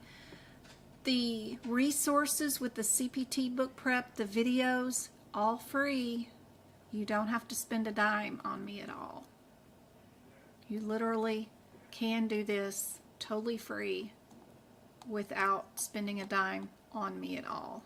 I just have extra stuff in case you want extra stuff and you want to support. Some people just love supporting too. So, and there is a donate on PayPal link right there that you guys can donate on if you guys ever want me to give away a subscription or to help somebody directly, then that's the links.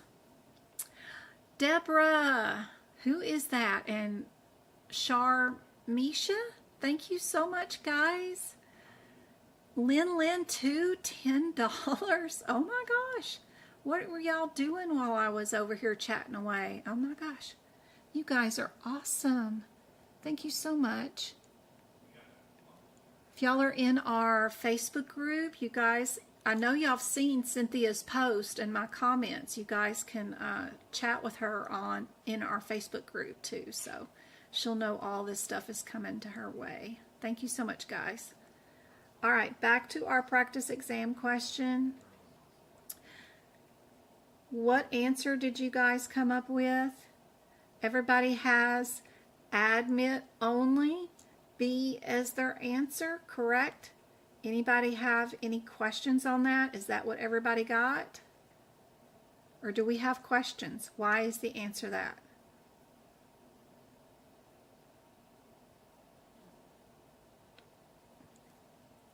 Hey, Twinkle. Hey, JP, good to see you. Oh my gosh. YouTube is like, let's celebrate their first super on a live chat. That was Sharmisha. She's never given anybody any money before on YouTube. Aw, so's Lynn. That is cool. So was Charlotte. She's never given on YouTube Live before either. And neither has Deborah. Wow. That is awesome. Thank you so much. I know Go-Kart gave on Monday, so thanks so much. Why is the question that? Because there is a guideline.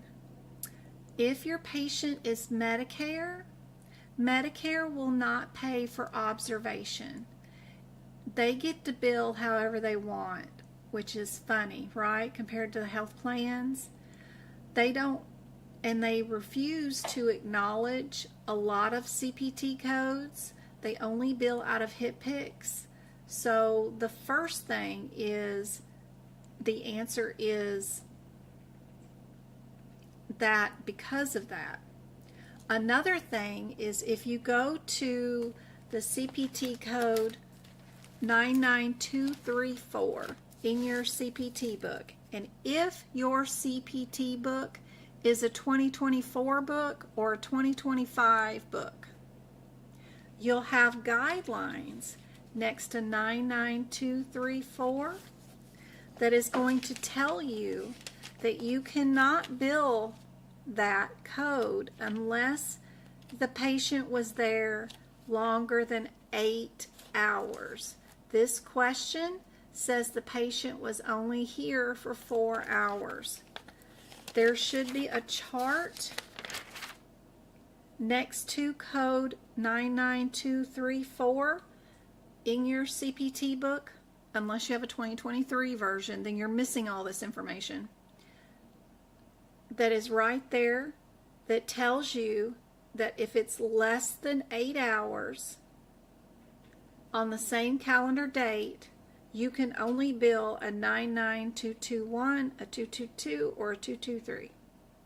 So there's two things going on here. Medicare will never pay for this. Also, 4 hours will never pay for that. And since you admitted and discharged, you can't simply bill this. It's not none of the above.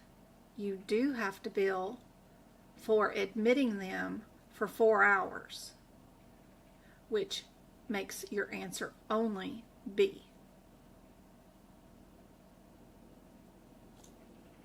If you have a 2023 version of the CPT book, you're missing that chart.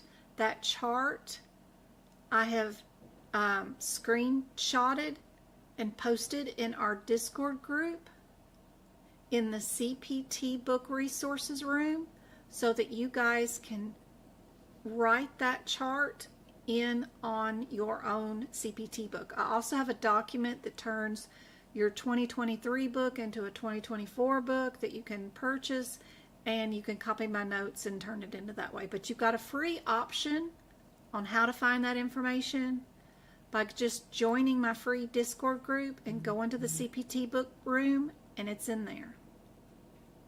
Go look at the pictures. Scroll backwards.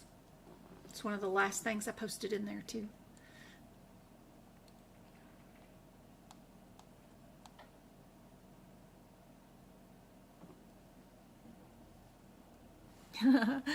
No, wait. Nope. Hey, MK, how's it going? MEH, MEH. Do you understand? Did I explain it to you yet? Did that make sense? What is the best way, if self-studying, to stay on track in your opinion? Thank you so much for offering these services for free. Hey, Riz. No matter what, when you're self-studying, you're going to get burned out. But luckily, there's a lot of different things that you can be doing. So, a lot of what I do when I'm prepping for a certification exam is I'm going through the CPT book majorly, right? And I'm making notes, right?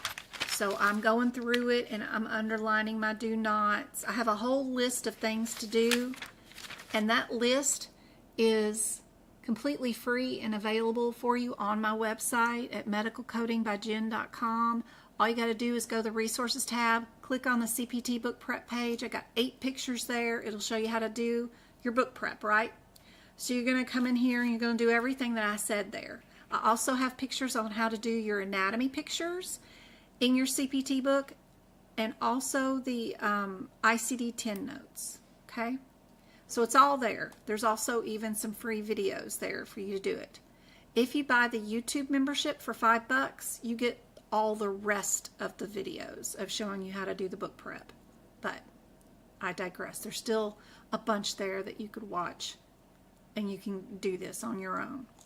Anyway, book prep is major. You need to go through here, do those steps that I tell you to do, and then you just need to practice exam questions, whether from your study guide or the ones from AAPC or the ones from Pocket Prep. If you guys have not purchased Pocket Prep, it is super inexpensive, or even my own membership plan, because I have a ton of practice exam questions that you guys can go through and practice.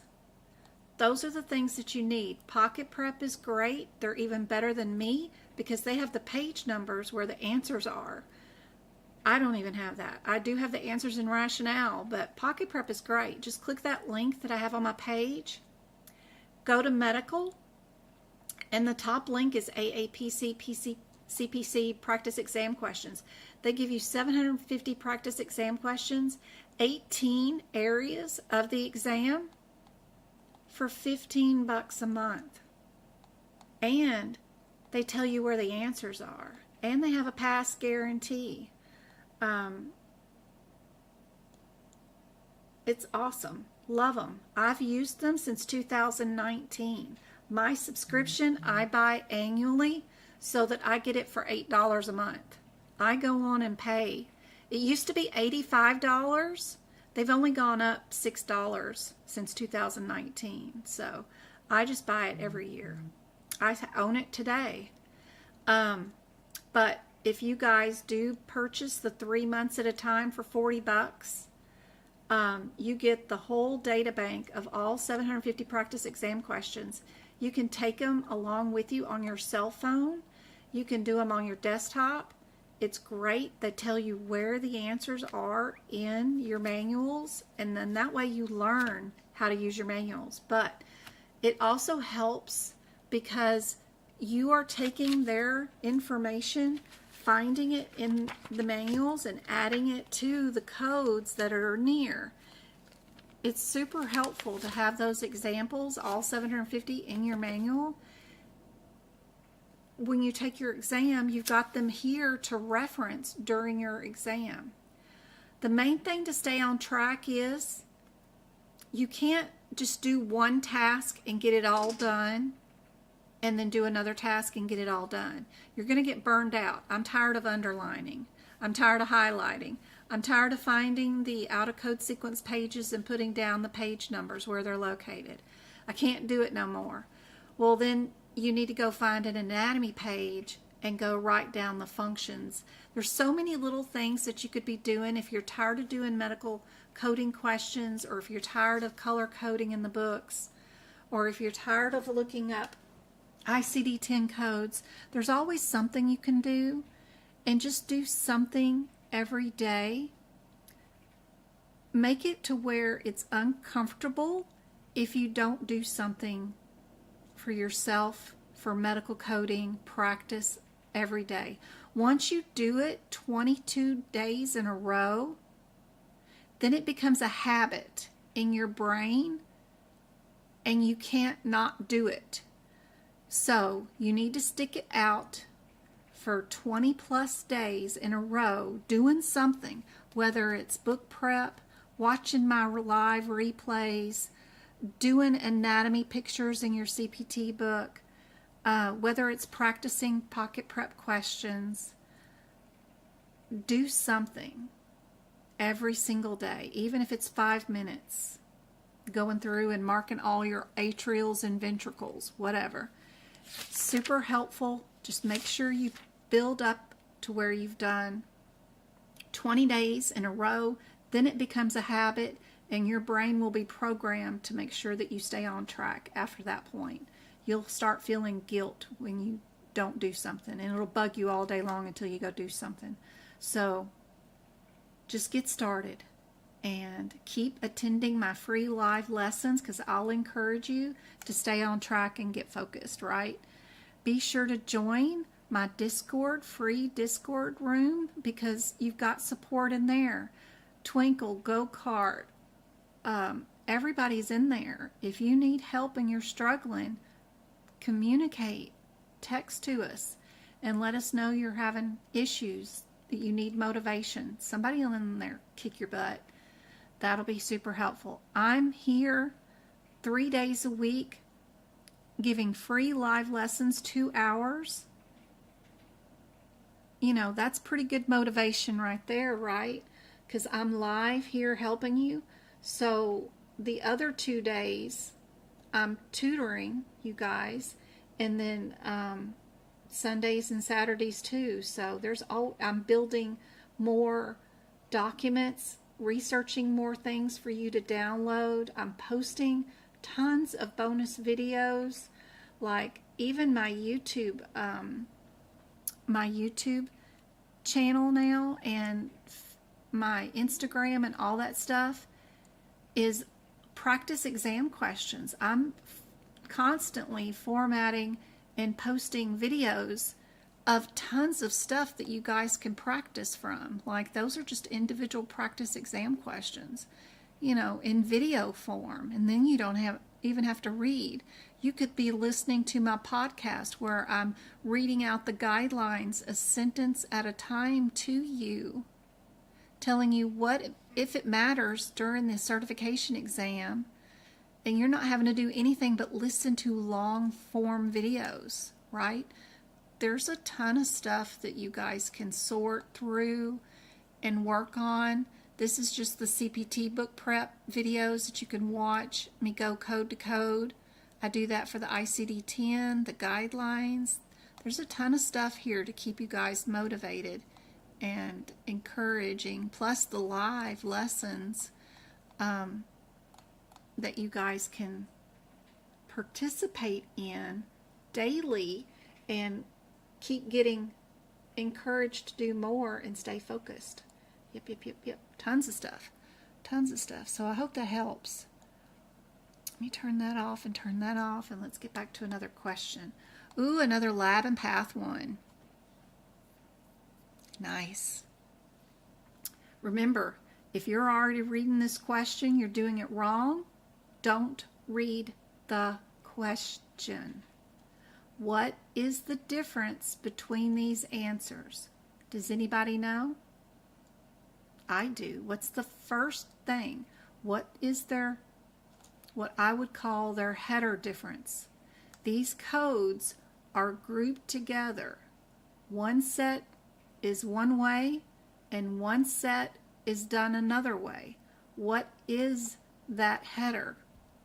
That one word header is what I would search my question for to see if it's there. If it is there, then I already know what my answer is. If it is not there, that's going to get me down to 2 answers. What is that one header? Anybody know?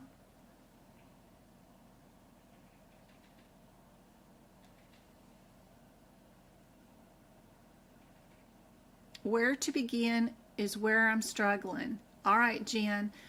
In my pinned TikTok videos, the 3 TikToks are where to start. And again, if you join my Discord group, my lovelies, I have a room for that.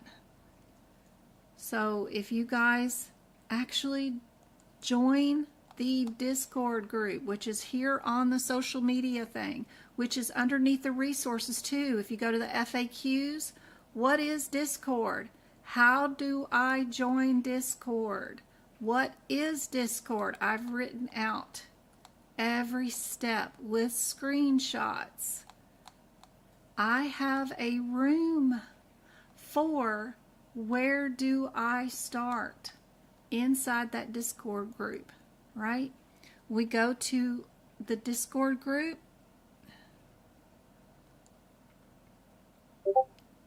And you actually join it.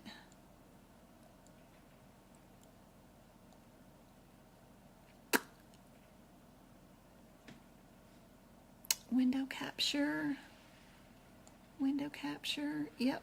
This is a live feed of my Discord group. I think, maybe, no, I'm getting there. I'm a-trying. Window capture. Yep, there we go. This is a live feed of the Discord. Ignore all this because all the sides where it says like 93, 11111, 206, 157, that's just people's messages. Look, 356 messages. I got messages out the yin yang, but y'all won't see that when you're joining it. But this is my Discord group. This is our first main chat room that you'll see is just my name. But what's the name of the second room right there? It's called Where Do I Start? What do you think is inside that room? If you scroll backwards, if you pop into that room and just scroll backwards to the very beginning of this room to where it starts, which isn't very far, I have gone through all of my best videos and posted them one after another so that you have a collection of all my Where Do I Start videos. They're all in one room, and that's the only thing that's in that room. There's a Discord tip room. What's in this room? A video on how to use Discord. Then you can go to this room, which is what to expect on exam day. CPC practice exam room, cases practice exam room, E&M resources. Person that was wanting to know how do I code ER visits. All my stuff about E&M is all posted in this room. CPT code resources are all in this room. Just a ton of stuff. I have a room for that. It's posted in there. The info's in there. You guys just got to go research it yourselves because I've got it posted. I'm sure I answered it somewhere. And it's all right here. Don't be afraid to click on anything. This is how you create a Discord and how you join. Where do I find practice exam questions? I got all kinds of stuff. So be sure and check out my website.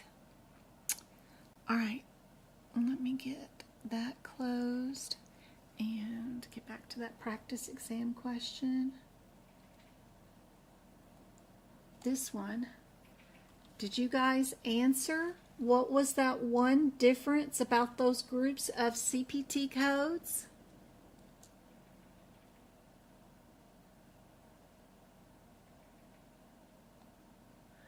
Not stupid at all. No. No microscope. K4, you're the first one I saw that had the right answer. A lot of other people might have too, but that's perfect. This one uses no microscope.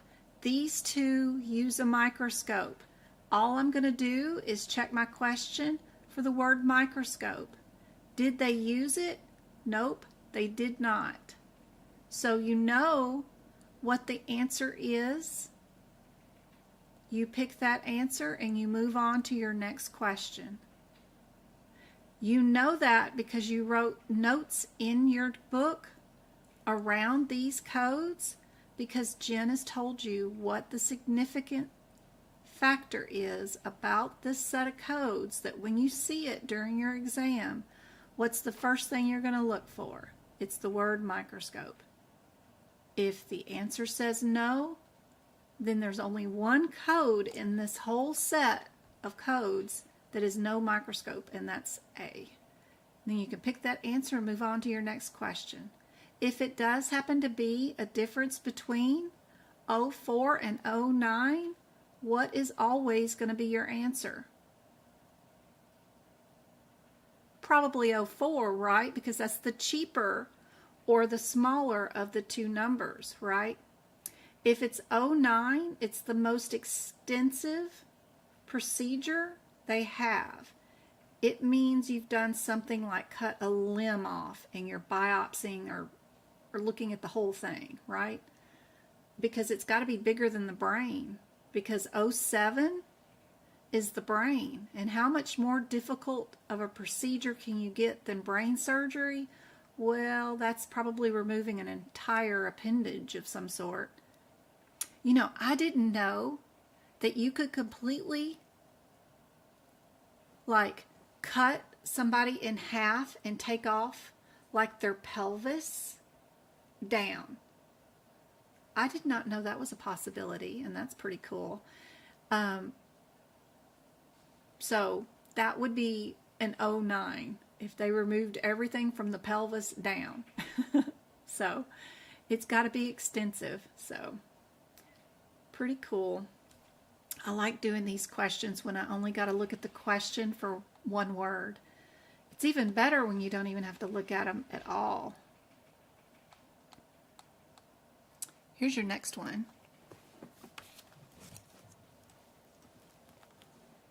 Sorry if I missed your question or comment in chat. If it's important and you need an answer, just re-ask it. You can spam chat. It's okay. I just can't see everything, and then they go by so fast, and I get to talking and forget to look.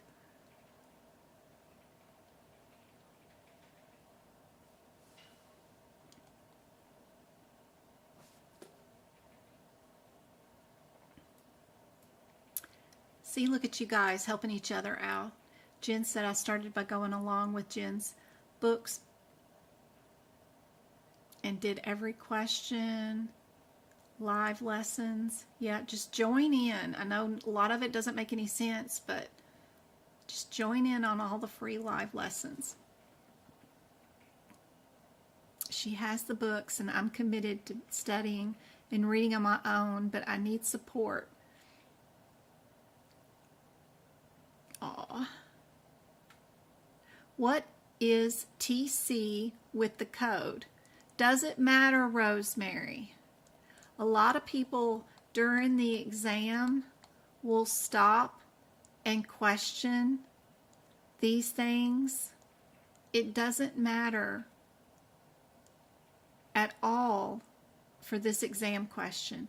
The only thing that you guys need to worry about is the differences between the answers. If this answer is this, which is no microscope, then you're going to find no microscope in the question and then move on to your next one.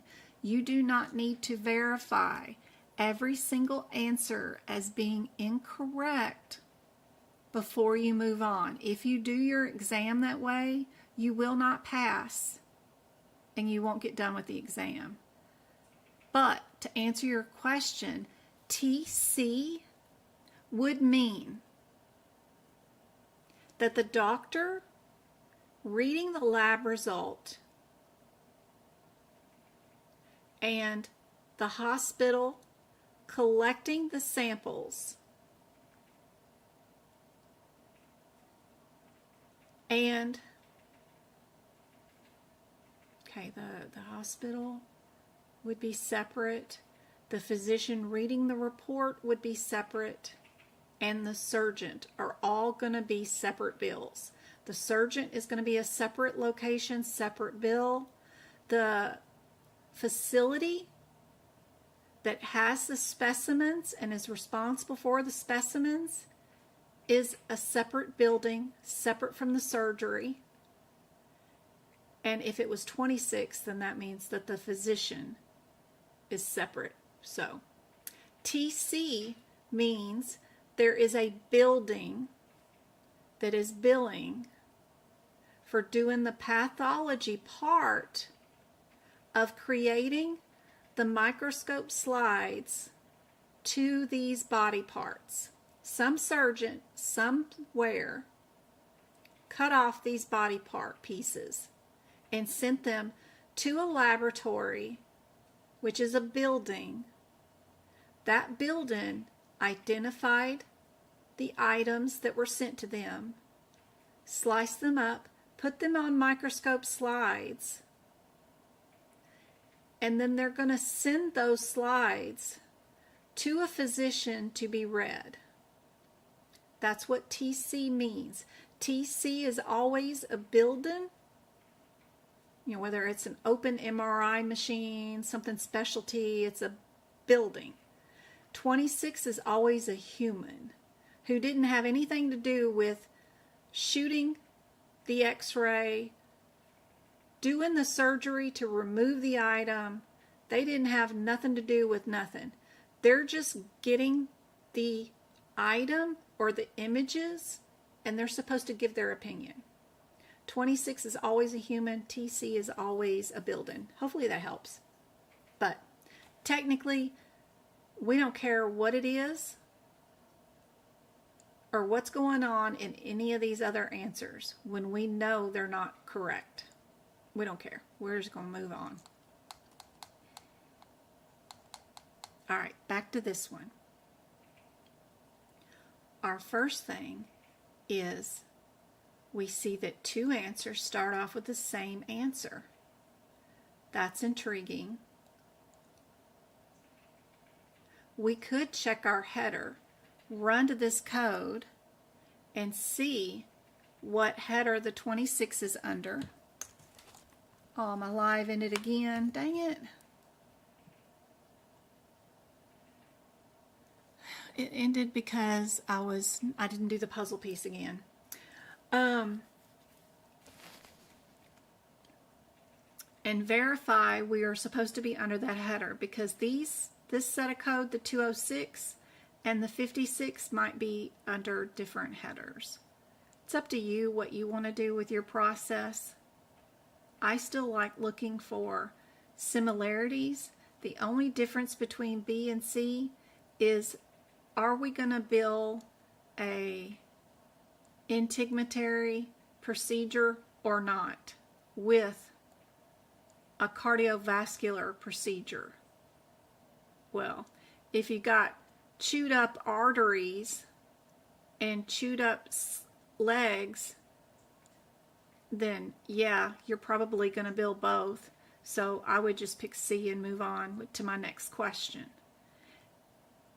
And I would not look up anything.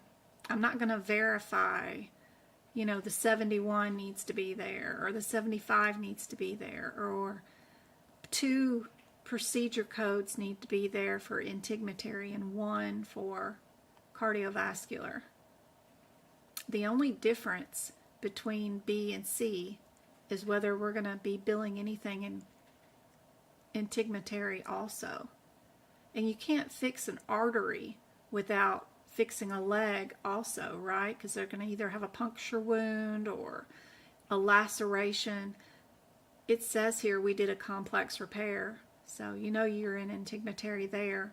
Now your femoral artery is not integumentary. You're down in the circulatory system when you're repairing arteries and veins, right? So you're going to bill that. Plus, every single answer starts out with a cardiovascular code anyway. So you technically, a lot of times, don't even need to open a book to answer these questions. If you are looking for the answer that is correct based off of the answers, it cannot be correct if it does not have an integumentary code in it, right? So B's out the door.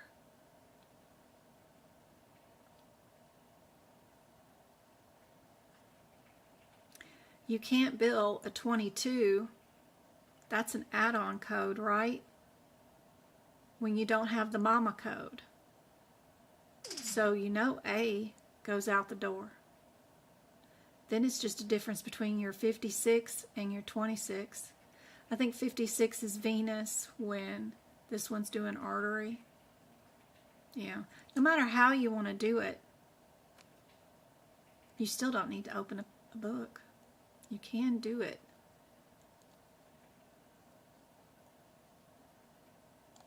With a lot of practice of looking at the answers from the answer's point of view and only go into the question if you need to verify something to make that answer correct. I don't know if that makes any sense, but definitely do not need to know how to code to answer a multi-choice practice question or an exam question that's multiple choice to be able to code it. You don't need to know how to code to get the correct answer. What about this one? 2 of the answers start off with a G code. 2 of the answers start off with a CPT code. Again, major headers, right? What is the major header that I only need to look for in the question? It's one word.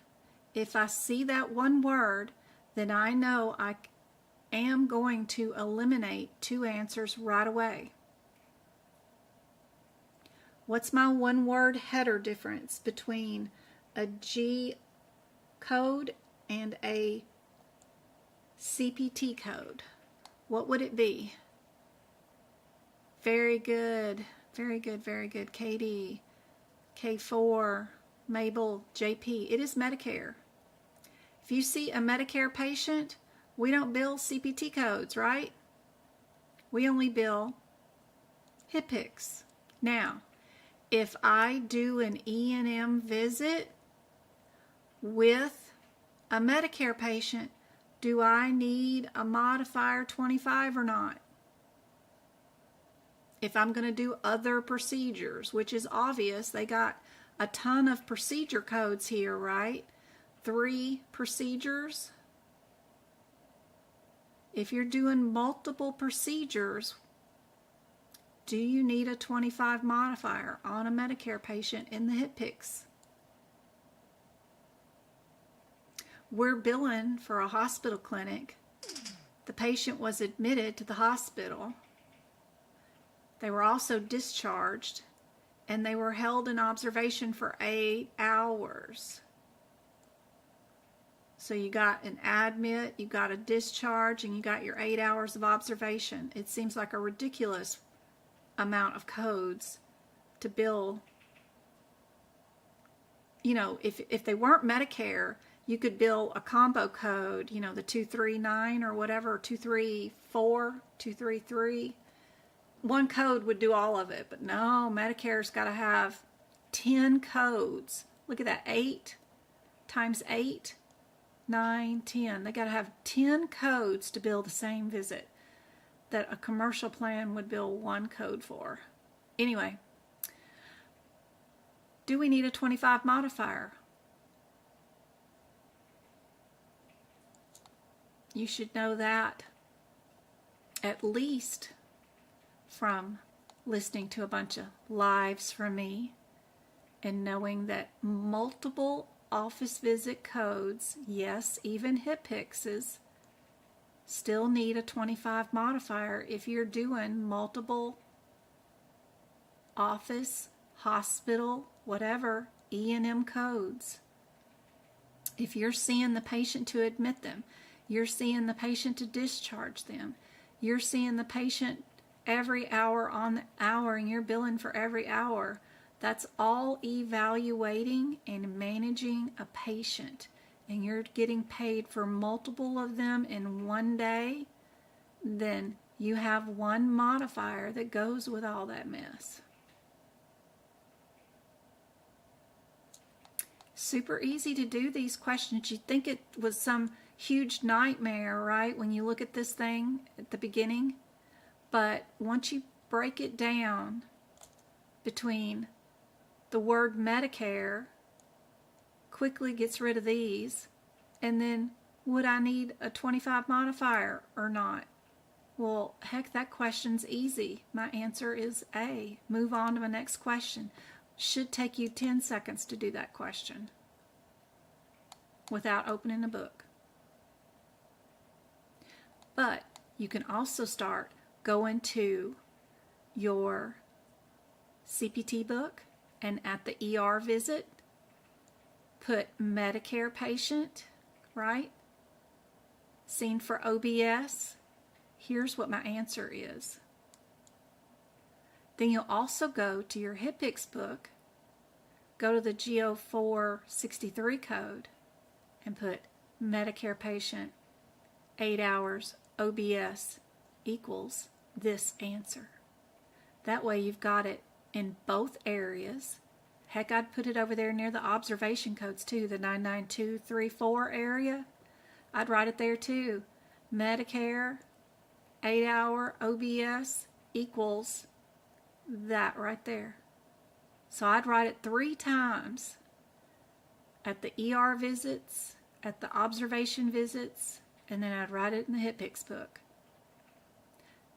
That way you've got this example written in all 3 places, so no matter what's going on in your brain on exam day, if you end up at any of these codes with a Medicare patient for observation for 8 hours, then you know how to bill it. And you know what answer at least AAPC is looking for, because this is their question, right? Yeah. That's how you stay motivated and keep on task, right? Is to continue to keep making notes, finding cool questions, realizing what the answer is, and then putting the notes down next to the codes of all the possibilities of where you might end up being during that exam, so that you've got the books prepared and ready for you to take the exam. Don't forget to practice these exam questions without me. You know, turn off the volume on the YouTube. When my video comes up and I post a question up, go on and hit pause on the YouTube screen. Set a timer on your cell phone for 2 minutes. And then go try to do the question yourself without muttering to yourself. Because during the exam, even if you take it remotely from home, you can't talk to yourself. You cannot. And then even if you take it at a testing center with their computer, there's a big possibility that you cannot talk or mutter to yourself either if they put other people in the room with you and they're taking exams too. So you don't want to do something on exam day that you have never practiced, which means talking these things out loud to yourself is something that naturally we do. And of course it's something that I do in all my lives. I'm telling you what I'm thinking in my head. But y'all don't ever practice without muttering to yourselves, and then you get down to exam day and you can't all of a sudden mutter to yourself, and you've grown attached to doing it that way for the months preparing for this exam, and then now all of a sudden today on exam day you can't mutter to yourself. Now you got to figure out a new way to do it, and that's not a good time for you guys to figure out how to answer these questions without uttering a sound. So it's taken me 4 years to remember to tell you guys not to practice. Well, to practice these exam questions also, even if you only have time for one question, don't forget to practice them while you be silent. Now, your room might be chaotic, your kids running around and everybody else is making noise, but don't forget to practice these questions without making a sound before your exam.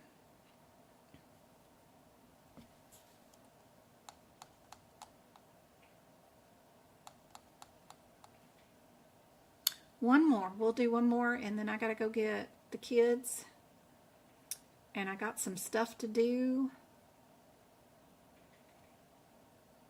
Working on that study guide breakdown for you guys, and working on the cardiovascular notes, and then I'm also working on the 2025 E&M notes, and I need to verify to see if there was any guideline updates for this year. I haven't heard of any, so there may not be any. So I may not redo my guidelines for 2025. because I got to make CRC notes. I got to finish my CPMA course, which I still haven't finished. I have the certification, but I still haven't finished the course. That's how I felt it was so unnecessary. It was. So yeah, I got 2 more chapters to finish in that stupid course. So I got to finish that tonight too. So sick of that thing being there. Then I can bring up another course. I already finished the CRC course. I think I want to do maybe the cardiovascular course. They have one that's a CCC certification. Might want to do that. I don't know. Since I'm redoing the cardiovascular notes. So maybe that course might have something in there that it could teach me.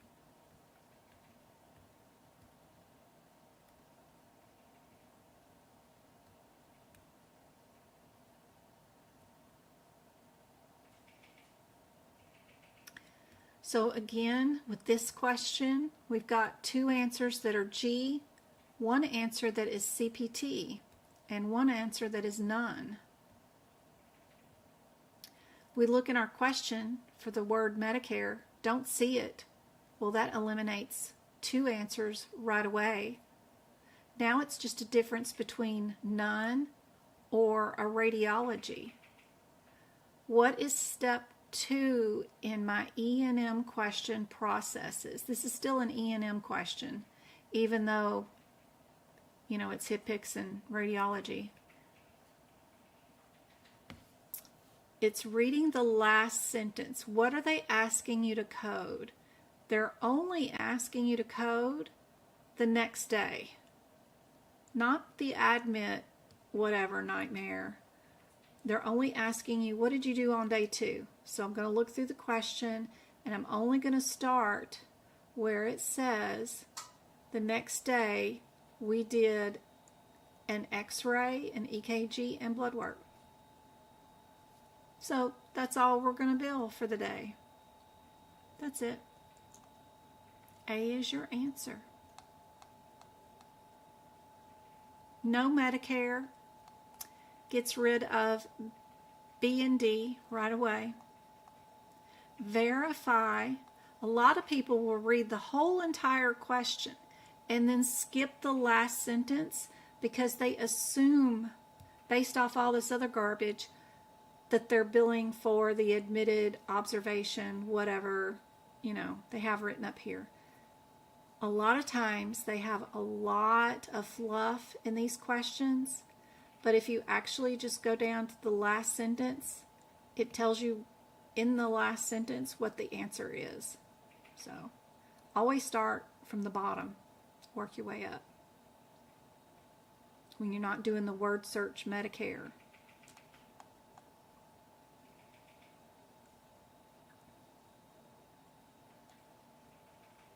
You're very welcome. Hey Gupta, good to see you. I completed my billing certification now. I'm going for the CPC. Yay. She's got till November 2025. Please let me know how to prepare for it. Awesome. Miss Gupta. All right. And then when I went in for my CCS, there cannot be any writing of the notes in the books.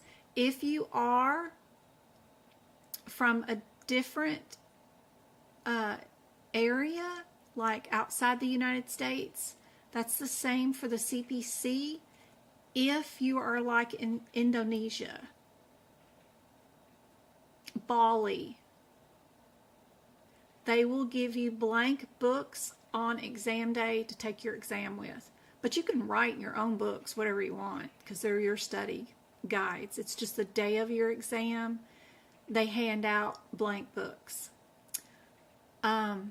It's because they're the proctors that are grading the exam, so they know all the answers. So they don't want the proctors to give the people taking the exams the answers because they know them all. Anyway. But if you're taking your certification exam within the United States and it's an AAPC, please fill that book up with notes. Lots of notes. AAPC loves my notes. I've won awards with my notes, tons of notes. But where you're going to start with the certification exam, Miss Gupta, did I lose her? What'd I do? Oh, not enough memory. I got to get rid of some memory.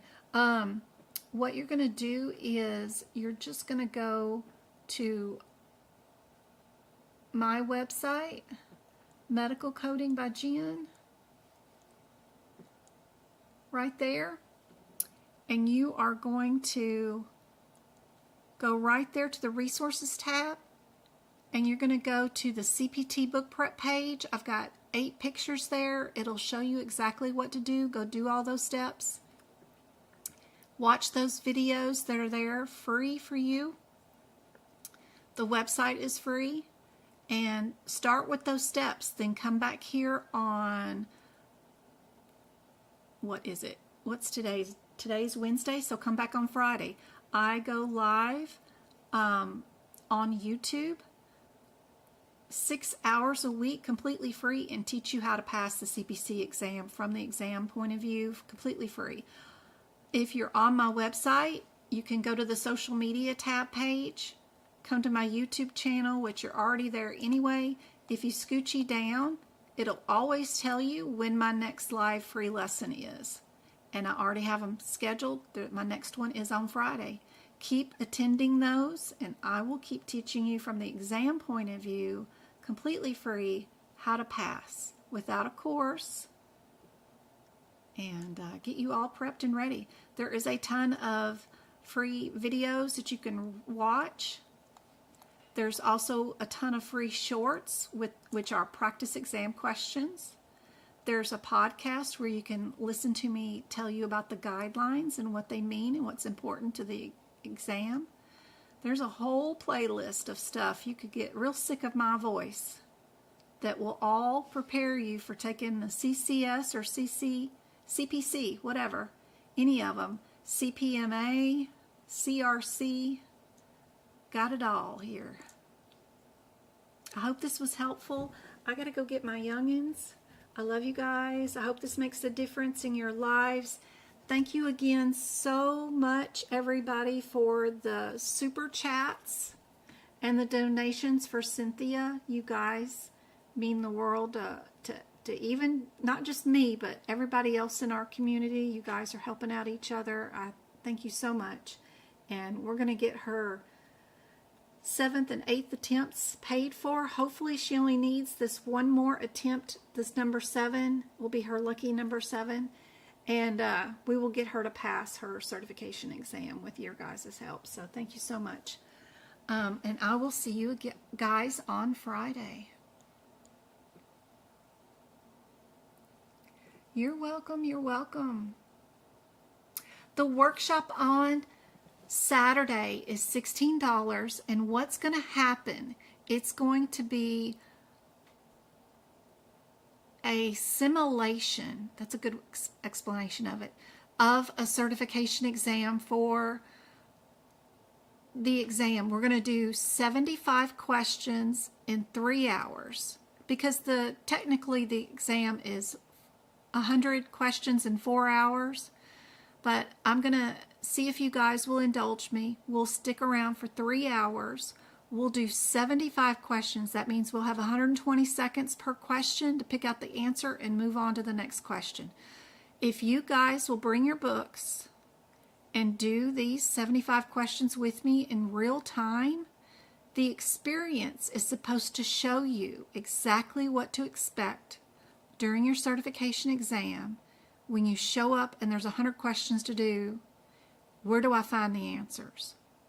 How do I get there? How do I do this and manage this in that time frame?